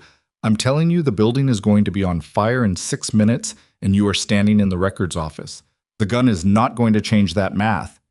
His trigger finger moved. Not to the trigger, to the guard, then away from it entirely. A small movement that cost him something visible. She watched the decision happen in real time, which was one of the stranger things she'd seen in a job that had produced a substantial catalog of strange things. He lowered the firearm. Not a surrender. More like a man choosing, very deliberately, the version of the next 6 minutes that kept him alive to fight whatever came after. She moved past him through the office doorway, into the corridor. She could smell it now. The accelerant, something petroleum-based, and underneath it the first dry edge of combustion. North exit, she said. Now. They walked out together, not side by side, her 2 steps behind and to his left. The ledger under her arm, the gun he'd lowered now holstered at his hip because she hadn't asked him to give it to her and because asking and not having him comply would have established the wrong dynamic. She needed him walking, not fighting. The north exit pushed open. Cold air, the gravel lot, the dark tree line and the access road. Garrison stopped 3 feet outside the door and turned to face her. You're going to be a problem for people who have more resources than I do, he said. It was not a threat. It was a statement of what he believed to be fact. Probably, she said. Behind them, through the metal wall of the building, something caught. The sound of it was specific, not the dramatic explosion of popular imagination, but the low, voracious whomp of accelerant igniting across a floor, and then the immediate upward pressure change as fire found oxygen and committed to the exchange. She pulled out her phone and called Torres. Voss, she said. I'm at the facility north parking area. Garrison is with me. Building is on fire. East wall ignition. Timer triggered accelerant. I have recovered the original ledger from the records office. I need your ETA. Torres's voice came back fast and flat. 14 minutes. Hold position. Do not let him move. Copy. She ended the call and looked at Garrison. He was looking at the building. The windows on the east side were orange now, and the corrugated metal along the roof line was beginning to tick and groan in the particular way of metal expanding under heat. 18,000 square feet of records and evidence, most of which was burning. But not all. She looked down at the ledger under her arm. The filing cabinet stacks he'd organized, which were in the office section, the northwest corner, away from the east wall ignition point. She had 12 minutes before Park's team arrived and approximately the same before the fire reached the office section. She looked at Garrison. Where's your vehicle? He nodded toward the south side of the building. Of course. He'd parked at the loading bays, the logical entrance point. Give me your keys, she said. He stared at her. I need to drive around to the south side. I'm not leaving you here alone with a running start. She extended her hand. Keys. He reached into his jacket and produced them. She took them, looked at the building. Then she made a decision that Whitmore would later describe in his debrief report as characteristic and inadvisable, and that Colonel Park would describe more briefly as effective. She went back inside. Not into the main warehouse. The east wall fire was spreading along the floor faster than she'd estimated, and the smoke in the main volume was already dropping the visibility to something she wasn't willing to work in without equipment. She went back through the north exit into the corridor and turned left, toward the office section. 30 seconds to reach the filing cabinets. She grabbed the organized stacks, Garrison's meticulous sorting, which had inadvertently made her job simple, armful by armful, and she walked them out the north exit in 3 trips, which took 2 minutes and 40 seconds, and left her with stinging eyes and the specific taste of synthetic smoke at the back of her throat. When she came out the 3rd time, Garrison was still standing where she'd left him. He looked at the stacks of documents on the gravel beside her. He looked at her. You went back in, he said. Yes. For paper. For your paper. The paper that documents everything you built. He was quiet for a moment. The building behind him was fully committed now. The roofline was showing flame through the seam vents, and the structure was beginning to produce the deep metallic sound of a large building losing its integrity. In the distance, she could hear sirens. Morven Fire Department, probably. The smoke would be visible for miles. I spent 18 months building that operation, Garrison said. He said it without apparent emotion, which was somehow worse than if he'd said it with feeling. Not for... It wasn't... He stopped. Tried again. I had people I was responsible for, the funding cuts, the supply chain restrictions. There were units in the field without adequate medical equipment because someone in an office decided the budget didn't stretch. I built a parallel system. You built a criminal enterprise, she said. I built a system that kept people supplied. You built a system that stole controlled medications from civilian hospitals, ran them through a shell company, and sold them into a distribution network that has not been fully mapped yet, and almost certainly did not prioritize keeping military units supplied. You built it because it was profitable, and because you were good at it, and because nobody was looking. He said nothing. I know you believe the version you just told me, she said. That's the most dangerous part of what you are.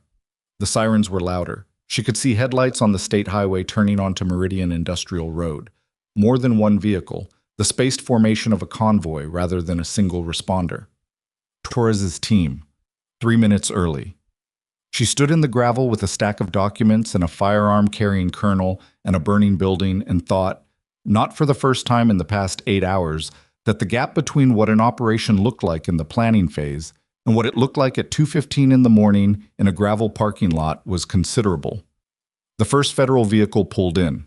Torres was out before it stopped, with 2 agents moving to flank Garrison before he'd covered the distance. He looked at Lena. He looked at the building. He looked at the documents. You went in, he said.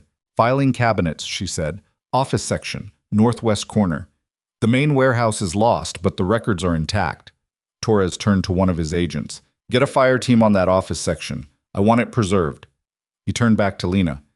You're going to give me the full debrief on everything that happened at Hartwell and everything that happened here. Yes. Starting now. Can I sit down first? He looked at her. Something shifted in his expression. Not softness exactly, but acknowledgement. There's a vehicle, he said. She walked to it. She sat in the open side door of the federal SUV and set the ledger on her knees and watched Torres's agent secure Garrison, who went quietly, with the same quality of deliberate choice he'd shown in the records office. Not a man who'd been broken. A man who was calculating forward. She watched them put him in the back of a vehicle. Watched the Morven Fire Department arrive and begin working the east side of the building.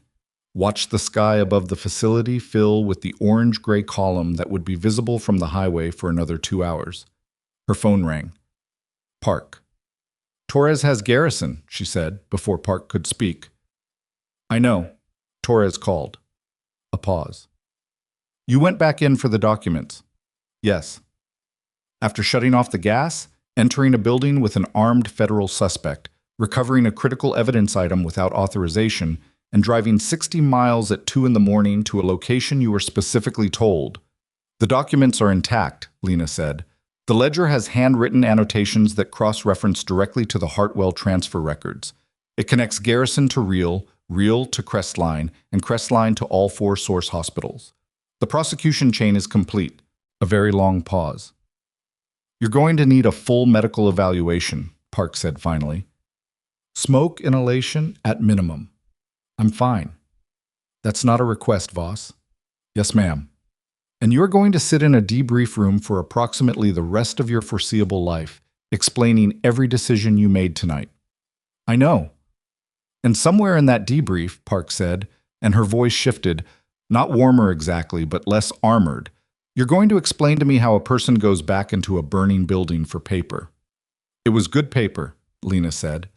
Park made a sound that was definitively a laugh. Short, involuntary, and immediately suppressed. Sit tight, she said. I'm sending a transport.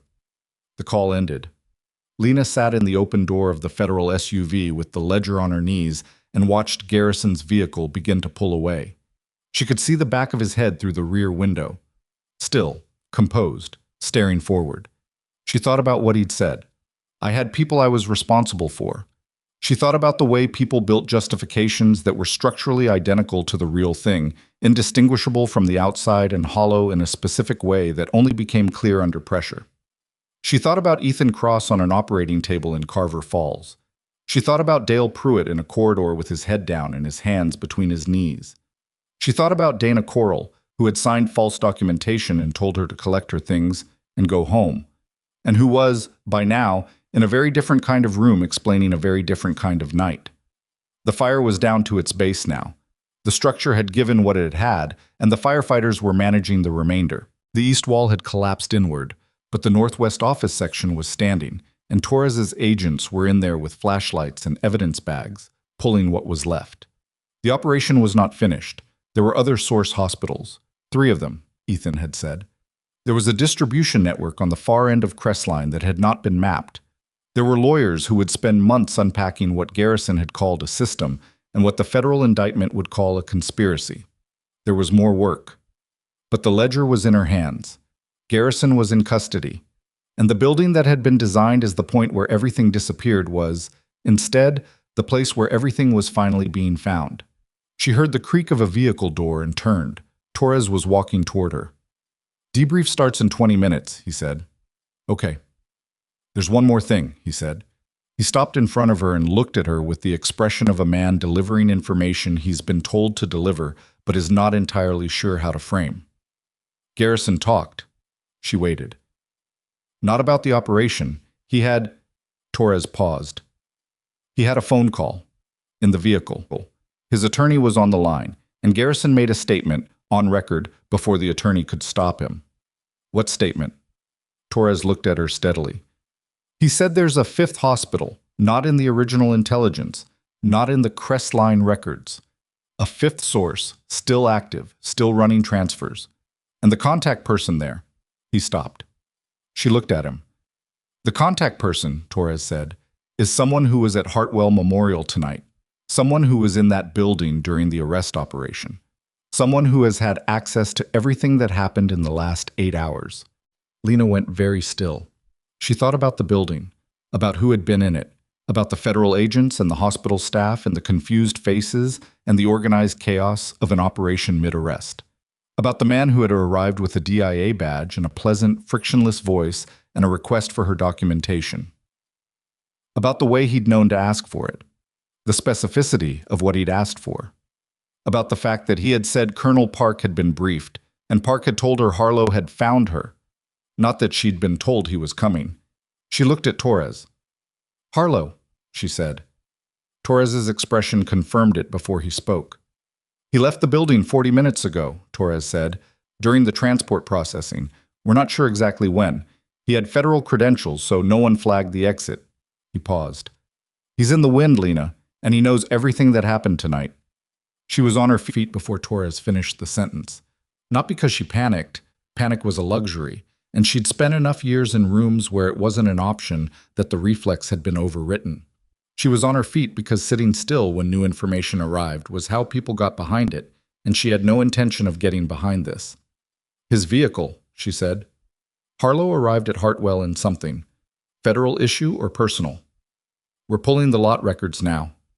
Cameras on the Hartwell lot? Exterior system was partially compromised during the initial incident. We have coverage on 2 of the 4 exit points. Pull them. If he left 40 minutes ago, he has a head start, but he doesn't have a destination yet. Not a safe one. He knew tonight was a federal operation. He can't go home, can't go to a field office, can't cross a border without triggering flags if Park moves in the next 20 minutes. She looked at Torres directly. Has Park been told? I'm telling you first because Park is... He paused. Park is the one who authorized Harlow's entry to the Hartwell scene. The night went quiet around her in a specific way. She held that sentence still and looked at it from different angles, the way you hold something you've picked up in poor light before deciding what it is. Park authorized his entry, she said. Harlow presented DIA credentials and a co-authorization from the Deputy Director's office. Park processed it as standard interagency protocol. She had no reason to believe it was anything else. But now Garrison has named him. On a phone call his attorney was on the line for. Torres's expression was the flat, tired expression of someone laying out a situation they don't like, but have accepted as the terrain they're working in. The attorney will move to suppress. Garrison's credibility as a witness is complicated by his own charges. And Harlow, if he's gone, if he's already moved assets and covered documentation, we may have a window of hours before it becomes very difficult. She thought about the debrief room Park had mentioned, about sitting and explaining every decision made since midnight. She thought about Harlow in the Hartwell medication room, with his pleasant voice and his DIA badge, asking for documentation that no longer existed in the form he'd expected because she'd already uploaded everything to Park's chain.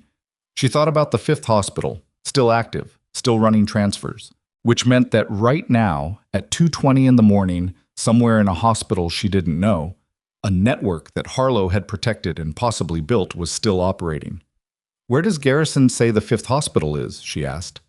Torres looked at her for a moment, doing the calculation of what to give her and what to hold. He hasn't specified. He gave us Harlow's name and stopped. He stopped because he's trading. He'll give the 5th hospital location in exchange for a sentencing discussion. That's the prosecutor's problem. It's everyone's problem until it's resolved. She looked at the ledger in her hands. Get me a secure line to Park, right now, not through intermediaries. I need to speak with her directly. Torres pulled out his phone and made a call she couldn't hear, handed it to her 30 seconds later. Park's voice. Voss? Harlow, Lena said, a pause that meant Park had already been told. I know. His credentials were legitimate. Structurally, yes. The co-authorization from the Deputy Director's office was processed through a channel that someone with Harlow's access and Garrison's reach could have manufactured inside a 6-hour window. It looked right. It processed right. And now he's gone. And now he's gone, Park confirmed. The absence of defensiveness in her voice was something. She was not trying to manage the optics of how she'd let him in. She was past that. He asked for my documentation, Lena said, specifically. He knew what I'd gathered, not because Garrison told him. Garrison was already in custody when Harlow made the request. He knew because he had access to internal operation communications. Yes. Which means the operation had a leak above my insertion level. Yes. Park's voice was steady. Which is why I need you to understand that everything you say in the next 10 minutes stays between us and Torres until I can verify my own chain. Lena stood in the cold gravel of a burning building's parking lot and felt the full weight of what Park was saying. The operation had a leak. Harlow was in the wind. And Park, her commanding authority, the person who had told her twice tonight she couldn't be authorized, was now asking her to operate on a level of trust that went beyond authorization. What do you need? Lena asked. Harlow's exit from Hartwell was 40 minutes ago. He took a federal pool vehicle, so his plate number is being circulated to state police now, but he'll switch it. He has resources and he'll know the plate is burned within the hour. Park paused. The 5th hospital. Garrison won't give it without a deal, and a deal takes time we don't have. But you have the Crestline ledger. The ledger documents the 4 known source hospitals. If there's a 5th, it either predates the ledger's creation or was added after and kept separately. Or it was never in the Crestline system at all, Park said. If Hartwell was running the fifth hospital independently, using Crestline only for consolidation of the other four, his source would have a different documentation trail. Lena looked at the ledger. The transfer records. The Hartwell transfers used Belgrove Medical Logistics as the cover. If there's a fifth source using the same logistics cover, it would show up in Belgrove's filing records. Belgrove is a real company, registered in Oregon, commercial carrier license. Commercial carrier records are publicly accessible. Give me 20 minutes, Lena said. You're supposed to be in debrief. 20 minutes. Park was quiet for exactly 3 seconds. Torres has a laptop in his vehicle. Use it. And Voss, Voss,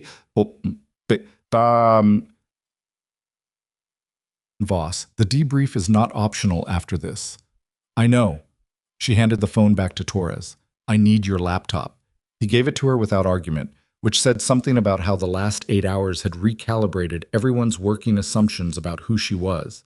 She sat back in the open door of the SUV and opened the Washington State Commercial Carrier Database. Belgrove Medical Logistics, LLC. She pulled their active filing record. Transfer manifests were not publicly itemized, but dispatch registrations were logged with the State Transportation Commission when a carrier crossed state lines. She filtered by the past 14 months. 43 cross-state dispatches. She recognized 28 of them from the Hartwell transfer records she'd photographed. The remaining 15 were from origination points she didn't have in her documentation. She filtered by origination city. 11 of the 15 originated from Kellerton, Oregon, a city she didn't know, 60 miles south of Carver Falls. She pulled up Kellerton on the mapping application. Population 12,000. Regional Medical Center, Kellerton Valley Hospital. She searched. Kellerton Valley Hospital and Belgrove Medical Logistics. A public notice in the Kellerton City Business Registry. An amendment to a transport services contract between Kellerton Valley Hospital and Belgrove Medical Logistics, filed 6 months ago. Standard commercial paperwork, the kind that nobody looked at unless they were looking for it. The signatory on the amendment was the hospital's Director of Supply Chain Operations. She checked the name against the Hartwell documentation. Not a name she recognized from the first investigation.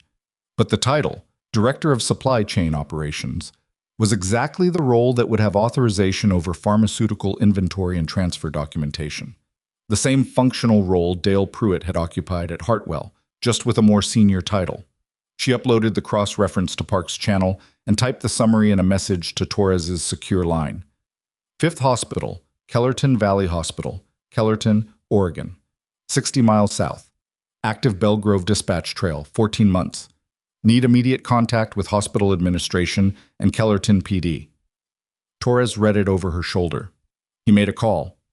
She sat back and let her eyes close for 30 seconds, which was not sleep and was not rest, but was the closest approximation available in a gravel parking lot at 2:30 in the morning. When she opened them, the building had stopped producing flame. The east section was gone. The northwest office section was scorched along the roofline but standing. One of Torres's agents came out of the north exit with 3 evidence bags and the expression of a man who'd found more than he expected. Good, she thought. Good. Torres ended his call. Kellerton PD has a unit at the hospital. Hospital administrator has been contacted. They're not happy, but cooperating. He looked at her. The supply chain director's name is Bernard Okafor. He hasn't been reachable since 10 p.m. Of course he hadn't.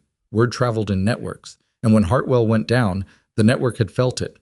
Okafor would have known within hours, and he would have run the same calculation Garrison had run. How long before they get to me? Does he have a car? She asked. We're pulling his DMV record now. If he ran south, not north, away from Carver Falls. Pull the highway cameras on Route 18 southbound from 10 p.m. Torres relayed it. She watched the fire crew work the remnants of the building and thought about the way a network contracted under pressure. How, when one node was struck, the others tightened, and how that tightening created its own detectable signature if you knew what compression looked like. Harlow was the part she couldn't see yet. Okafor was a piece she could find, and finding Okafor would give her the documentation on the 5th Hospital, which would close the last open thread of the operation, which would take away whatever leverage Harlow had thought he was preserving by running. She looked at Torres. I need to get back to Carver Falls. Park's transport is 20 minutes out. I need to get back now. He looked at her. Then he looked at his own vehicle and at the two agents managing the scene and at the building that was now mostly embers, and he made the calculation of what he could afford to release. I'll drive you, he said. She almost argued. Then she looked at her hands, which were not entirely steady, not from fear, just from the accumulated cost of a night that had asked more than most nights did. And she decided that being driven was the pragmatic choice. Thank you, she said. They were on the highway back to Carver Falls before Torres spoke again. Garrison's attorney called the federal duty prosecutor 40 minutes ago, he said, eyes on the road. Garrison is prepared to offer full cooperation, names, transaction records, communication logs, in exchange for a reduced sentence recommendation. He'll cooperate. It means the prosecution doesn't need Ethan Cross as the primary witness. Cross's testimony becomes corroborating rather than essential. She understood the implication. Cross's safety risk profile drops. Significantly, she exhaled. That was something. That was in a night full of things that had cut in multiple directions, something that cut cleanly in one. Harlow, she said. Still no trace. We have the pool vehicle plate out to 6 state agencies. If he crosses a border, he won't cross a border. He'll go to ground somewhere domestic and wait to see what Garrison actually gives up before he decides on his next move. He's smart enough to know that running internationally right now makes him look guilty in a way that forecloses options. She paused. He'll want to know what I recovered from Crestline. How would he find that out? He won't have to. He knows what was in the records office. He was at Hartwell when the operation began. He would have seen the filing structure when the DIA team was first briefed on Crestline's documentation. He knows what I could have pulled. So he knows we have enough. He knows we have enough for Garrison's tier of the operation. What he doesn't know is whether we have enough for him. She looked at the road ahead. The Crestline records don't mention Harlow by name. The 5th Hospital's documentation might, which is why Garrison stopped talking after he gave us the name. Because naming the hospital without naming Harlow protects him as a negotiating chip. Garrison is going to trade Harlow directly. For what? Whatever he can get. A lighter sentence recommendation, facility designation, something. She thought about it. He'll move fast. His attorney will set up a proffer session inside the next 12 hours. At that session, Garrison gives up Harlow's full operational involvement, and Harlow becomes the primary federal target, which changes Harlow's calculus. Torres was quiet for a moment. You think Harlow knows that's coming? He's been inside this operation long enough to know exactly how Garrison thinks. He knows what Garrison will trade and when. He's running because he has a window, not a large one. Her phone buzzed. Whitmore. Okafor's vehicle, Whitmore said. Route 18 southbound camera picked it up at 10:47 p.m. He was heading for the California border. Oregon State Police intercepted him at the Douglas County line 11 minutes ago. She closed her eyes for a moment. Did he have documentation? A laptop and 2 external drives. OSP is securing them now. A federal evidence team out of Medford is 40 minutes away. Tell them to look specifically for transfer records with Belgrove Medical Logistics origination codes. Cross-reference against the Crestline consolidation dates in the ledger I recovered. Already told them. I'm sending the cross-reference file now. A pause. Voss? Harlow. I know. He booked a charter flight, small airstrip outside Grants Pass. Filed a flight plan to Boise under a different name 40 minutes ago. She sat forward. How do you have that? Credit card tied to a secondary identity he used for operational expenses. The identity was flagged in the original Garrison file as a possible alias. We've been running passive monitoring on it since the operation began. It only triggered because he used it tonight, which means he either didn't know we had it flagged or he was out of options. Grants Pass is 90 minutes south of here, she said. Charter flight. Where's the Boise field office? Already notified. They have agents at the Boise receiving airstrip. If the flight completes, he lands in custody. A pause. If. What's the flight time? 45 minutes at charter speed. He's airborne now. We track the departure. The Boise team has 35 minutes to position. She thought about a small aircraft crossing the Oregon-Idaho border at 3 in the morning, carrying a man who had spent years protecting a criminal operation from inside a federal agency. and about the 35 minutes between his departure and his arrival, and about all the things that could change in 35 minutes. Then she thought about the fact that she was in a federal vehicle on a highway with a federal agent who had the authority to call the Boise field office directly, and that she had done everything that was possible for her to do tonight, and that the remaining pieces belonged to people with jurisdiction she didn't have. She leaned back in the seat. "Whitmore," she said, "tell Boise the target is trained. He qualified expert with a sidearm. Don't send 2 agents to a quiet airstrip. Send enough people that he doesn't have a calculation to make." "Passing it on," Whitmore said. She ended the call. Torres glanced at her from the driver's seat. "Charter flight. Boise field office has it? Then we've got him." "Probably." She looked at the highway. "Probably is where I'll leave it until I hear confirmation." He drove. She watched the highway and said nothing else. The confirmation came 51 minutes later, when she was back inside Hartwell Memorial Hospital, not in a patient bay, not at the nursing station, but in a conference room on the second floor that someone had cleared of its administrative function and turned into a makeshift debrief space. Torres sat across from her. 2 agents flanked the door. On the table between them, the ledger in a sealed evidence bag, her phone, its data already mirrored onto a federal forensic device, and a cup of coffee that had gone cold because she kept forgetting to drink it.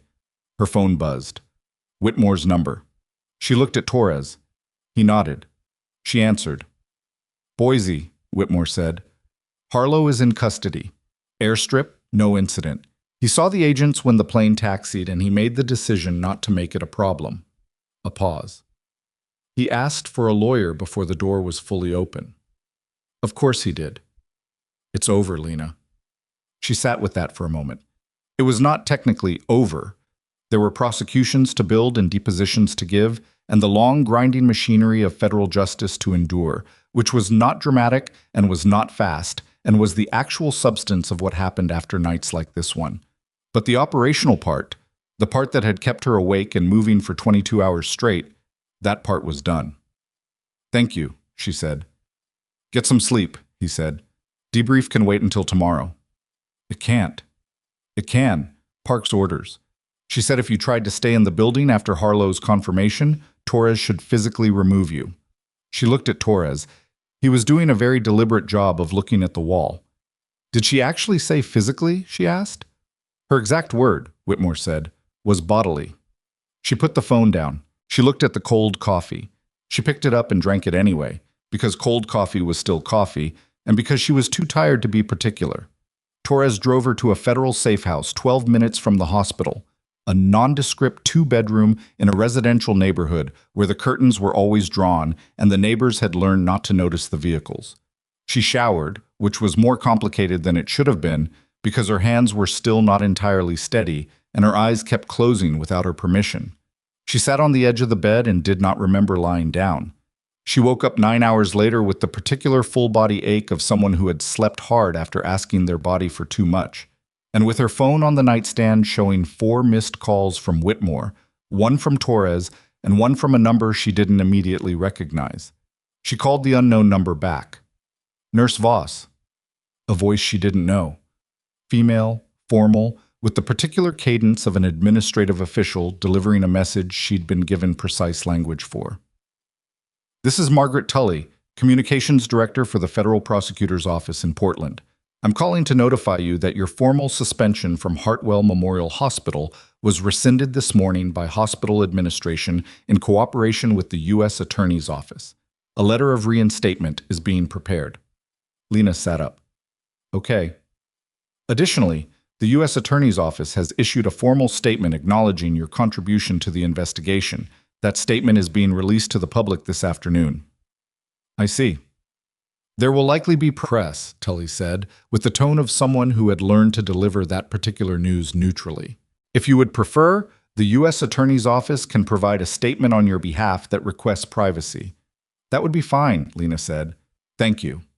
She ended the call and sat on the edge of the bed and looked at the drawn curtains of the safe house bedroom and thought about the word reinstatement, which was legally accurate and practically straightforward, and which landed with a particular weight that she hadn't quite prepared for. She had spent 6 weeks being Dana Coral's problem, Dale Pruitt's target. The charge nurse who'd filed false complaints and the administrator who'd processed them had built a version of her that was fragile and incompetent and overreaching, and they'd done it efficiently, and everyone who'd been within range of it had believed it because it was easier to believe than the alternative. The alternative being that the person in the leg brace who moved slowly down the corridors and accepted clipboards when people offered them and said thank you, when she should have said something else, was not what she appeared to be. That she had, in fact, been protecting every person in that building who had never thought to consider whether they needed protection. She got dressed. She drove back to Hartwell Memorial. The hospital looked the same from the outside, which was the nature of buildings. They didn't carry evidence of what had happened inside them. The same glass entrance, the same ER bay doors, the same parking lot. She went inside. The shift was midday, which meant different staff than she'd worked with during 6 weeks of nights. But there were faces she recognized. The young nurse from the night shift who had stared at her legs in the corridor after the medication room. A tech she'd worked alongside in the ER who had been kind to her in the absent, unconsidered way that people are kind to someone they don't particularly think about. She went to the nursing station. The nurse behind it was someone she didn't know, who looked at her with the expression of someone who'd been briefed on something and was deciding how to handle the in-person version of it. "Lena Voss," Lena said. "I'm reinstated as of this morning." "I know," the nurse said. "Charge nurse wants to speak with you when you have a moment." The charge nurse was not Dana Coral, who was currently in a very different kind of room.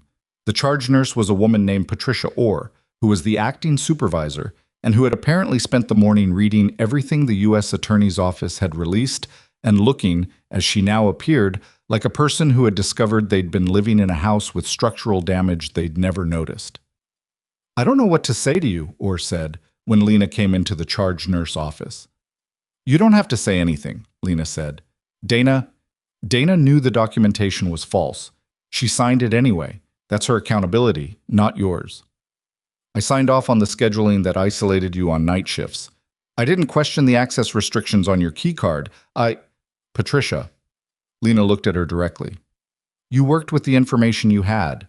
What you didn't know is what you didn't know. That's how it works." Orr looked at her. "You're not angry." "I'm tired," Lena said. "It's different." It wasn't entirely true. There was something underneath the tired that was not anger, but was adjacent to it. The accumulated weight of 6 weeks of being dismissed and spoken to slowly and offered clipboards, of being seen as the sum of a limp and a brace and a record that was engineered to look like incompetence. That weight didn't evaporate because the record had been corrected. It became part of what the night had cost. But she had chosen this work. She had chosen the method. And she had been right about what the method could do. "I'd like to see my patients," she said. Orr blinked. Yes. Of course. Bay 3 has a post-surgical check due, and... Is Ethan Cross still in the building? He came out of surgery 6 hours ago. He's in ICU recovery on 4. She went upstairs. The ICU recovery floor was quiet in the mid-afternoon way of hospital floors, where the urgent things had already been managed, and what remained was the slower work of bodies repairing themselves. She found Ethan Cross in room 411, in a bed with the particular institutional quality of hospital furniture, with a drip line in his arm and a federal protection agent seated outside the door who checked her ID twice before letting her in. He was awake.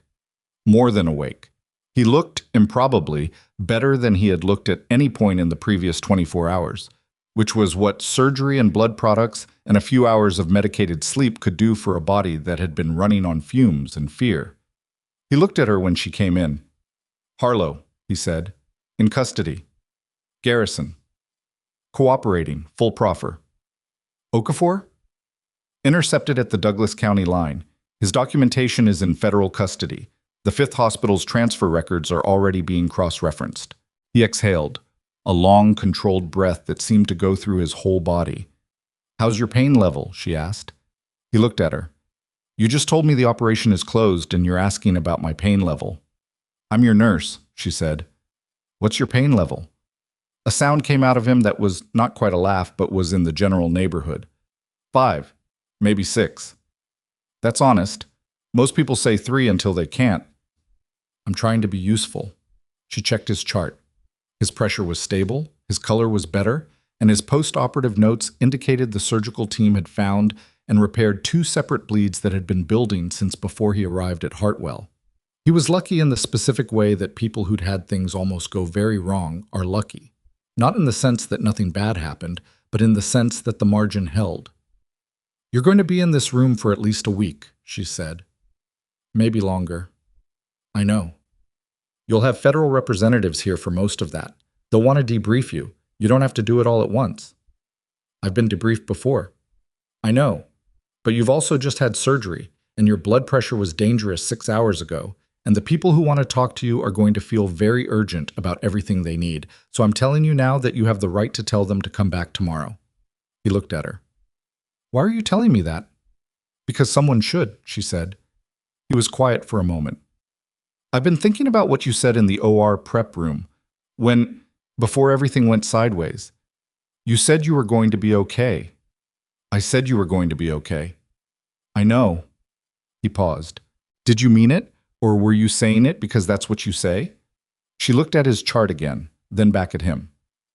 "Both," she said. "I believed the numbers, and the numbers said you'd probably be okay.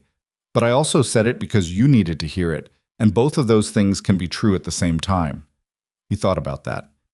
"That's a more honest answer than I expected." "I'm tired of managing what people expect," she said. She stayed for another 10 minutes, checked the IV site, adjusted his pillow positioning, and left him with the numbers for the nurse's station and the instruction to call if his pain went above 7 without the medication bringing it down. She was in the hallway and almost to the elevator before she heard him call after her. She turned. "Thank you," he said through the open door. "Not for the nurse stuff, for going back in." She held his gaze for a moment. "You would have done the same thing." "I don't know if that's true." "It is," she said. "That's why you drove to Carver Falls in the first place." She took the elevator down. The formal debrief took 3 days. It was held in a Portland federal building in a room that was better lit than the room she'd met Park in, with more chairs and more people, and a court reporter who typed everything and looked at nothing. She gave a chronological account of 6 weeks of investigation and 1 night of events that had been, in the telling, considerably more legible than they had been in the living. She was interrupted frequently. She answered every question with the same flat, specific accuracy she'd used to document everything else. On the second day, Park came in and sat across from her during a recess and said, without preamble, "You'll be asked whether you want to continue with the program." "I know." "The debrief board is going to note that you acted outside authorization twice in 1 night." "I know." "They're also going to note that both times produced critical results that preserved the prosecution's case." Park looked at her steadily. "I'll be recommending that you continue. The decision is yours." Lena looked at the table between them, at her own hands on it, which were finally steady. "I want a different cover for the next one," she said. Park's expression did something complicated. "No brace." "No brace," Lena confirmed. 6 weeks of walking like that did something to my left knee that I'm going to be annoyed about for months." "That can be arranged." A pause. "There will be a commendation? Formal. On record." "Okay." "Is that all you want to say about that?" Lena thought about what she wanted to say about commendations, and about the people who'd handed her clipboards, and about the charge nurse who'd sat across a table from her at 11:47 and told her to please collect her things. She thought about Dale Pruitt with his head down and his hands between his knees. She thought about Marcus Reel looking at the brace on the dispensing unit with something that might have been acknowledgement, and about Garrison in the gravel parking lot watching a building burn and saying, "I had people I was responsible for," as if responsibility and criminal conspiracy were things that could coexist cleanly. "It's enough," she said. The debrief concluded on the afternoon of the 3rd day. The U.S. Attorney's press statement had already gone out. She'd read it, which described the operation in terms that were accurate without being specific about her role, which was how these things worked and how they should work. There would be indictments. There would be trials. Marcus Reel, David Garrison, Nathan Harlow, Dana Corll, Bernard Okafor, and 11 others whose names she was only now learning would go through the federal system at the pace the federal system moved, which was not fast but was thorough, and which would produce in the end the specific kind of accountability that left no room for private negotiation. Reel had accepted a cooperation agreement 2 days in, Full testimony, full documentation, in exchange for sentence reduction. The testimony confirmed everything and added detail that closed 4 remaining evidentiary gaps. Garrison's proffer overlapped with Reel's at every significant point, which meant corroboration without coordination, which was exactly what prosecutors needed. Harlow had not spoken. His attorney was building a defense around the claim that the DIA credentials were legitimate, that the co-authorization had been properly processed, and that whatever operational decisions he'd made were within his authority. It was a defense that would not survive the paper trail from Kellerton Valley Hospital, where Okafor's drives had produced a direct communication record between Harlow and the supply chain diversion going back 11 months. She learned all of this at a distance, through Whitmore's updates and Torres's occasional calls, because she was not in a courtroom and was not at a prosecution table, and had no official role in what came next except as a witness who would eventually be called to give testimony that would be cross-examined by defense attorneys who would try to characterize the night at Hartwell Memorial in whatever way served their client. She was prepared for that. She'd been prepared for it since the debrief ended. What she hadn't been prepared for was the morning 2 weeks after the operation when she walked into Hartwell Memorial on a regular shift, days now, not nights, and found the ER bay already running and Patricia Orr at the nursing station with 3 other nurses she'd worked alongside during the 6 weeks of cover and hadn't spoken to since. They looked at her when she came in. Not the look from before, not the polite dismissal, not the mild contempt dressed as concern. A different look. One she recognized from other contexts, from other rooms, from people who'd updated their understanding of something and were still adjusting to the new shape of it. One of them, a nurse named Soledad, who had been kind to her in small ways during the night shifts without ever being warm, said, "Morning." "Morning," Lena said. Soledad held her gaze for a moment, then said, more quietly, "I want you to know I didn't sign anything. The complaint paperwork. I was asked, and I said no." Lena looked at her. "Thank you." I didn't know what was happening. I just knew that what they were asking me to sign didn't match what I'd actually observed." "That took something," Lena said. "Most people sign." Soledad looked at her for a moment longer, then looked away.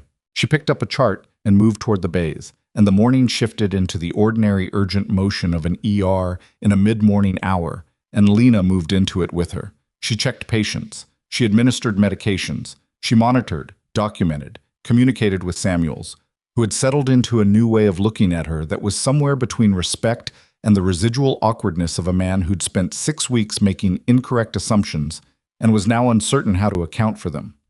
"The protocol review board asked me to participate," he said, during a quiet moment at the nursing station. He meant the hospital's post-incident review, the internal process that would result in new security protocols, new access controls, new training requirements. "You should," she said. "Will you?" She looked at a chart. "Patricia asked me to lead the emergency response component. I said yes." Samuels was quiet for a moment. Yes, that's right." He said it like a man realizing in real time that the sentence he was saying was not new information, but something he'd been late to understand. "That's exactly right." She didn't push it further. There was nothing useful in pushing it. The update had happened. The understanding was there. What came next was just the ordinary work of people adjusting their behavior to match what they'd learned. She understood by now that this was how most reckonings actually went. Not the dramatic public moment, though those happened. Real in zip ties, Garrison in the gravel lot, Harlow stepping off a charter plane into federal custody. Those were real, and they mattered, and they satisfied something that was genuinely supposed to be satisfied. But the more common version, the version that actually shaped how people moved through the world afterward, was quieter than that. It was Soledad saying, "I didn't sign anything." It was Samuel saying, "That's exactly right." It was Patricia Orr looking at her on the first day back with the expression of someone who had decided to do differently. Not because she was required to, but because she'd been shown what required to actually cost. 6 weeks of being underestimated had not broken Lena. That was the fact at the center of everything, and she had known it all along. But knowing and holding were different things, and holding it through 6 weeks of small daily dismissals while building a case against people who were counting on her not to, that was the actual work. The medication room, the gravel parking lot, the burning building, those were the end of the work. The real thing was the 6 weeks before, when nobody was watching and nobody would have noticed if she'd let it cost her more than she let it cost her. She thought about that on a Tuesday afternoon 3 weeks after Hartwell, when she was in the break room between patients and her phone buzzed with a text from a number she didn't have saved. She opened it. "This is Ethan. I'm out of ICU. They're moving me to a safe house for witness prep. I wanted to tell you before I disappeared. I'm going to testify." She typed back, "Good." A pause. Then, "Are you still at the hospital?" "Yes." "Why?" She looked at the break room, the bad coffee machine, the chairs that were never quite comfortable, the window that looked out onto the parking structure and not onto anything you'd call a view. She typed, "Because the work is here." It was not a complicated answer. It was not even an answer that required the past 7 weeks of everything to explain, though the past 7 weeks were present in it. It was just true. The work was here, in the building where people arrived hurt and frightened and in need of someone who knew what they were doing, and she knew what she was doing, and the brace was gone, and the cover was closed, and what remained was the actual thing, the patient in Bay 2, the chart that needed updating, the resident who needed someone to tell him he was reading the pressure drop wrong. What remained was being exactly what she was, without a single concession to what anyone had decided she was instead. There was a particular kind of strength in that. Not the kind you performed, and not the kind that required anyone to witness it, to be real. The kind that had been there before the operation, and would be there after the trials, and would go on being there through all the ordinary difficult days that didn't look like anything from the outside. She'd learned, a long time before Hartwell, that the most important thing about that kind of strength was not what it let you do in the dramatic moments. It was what it let you survive in the quiet ones.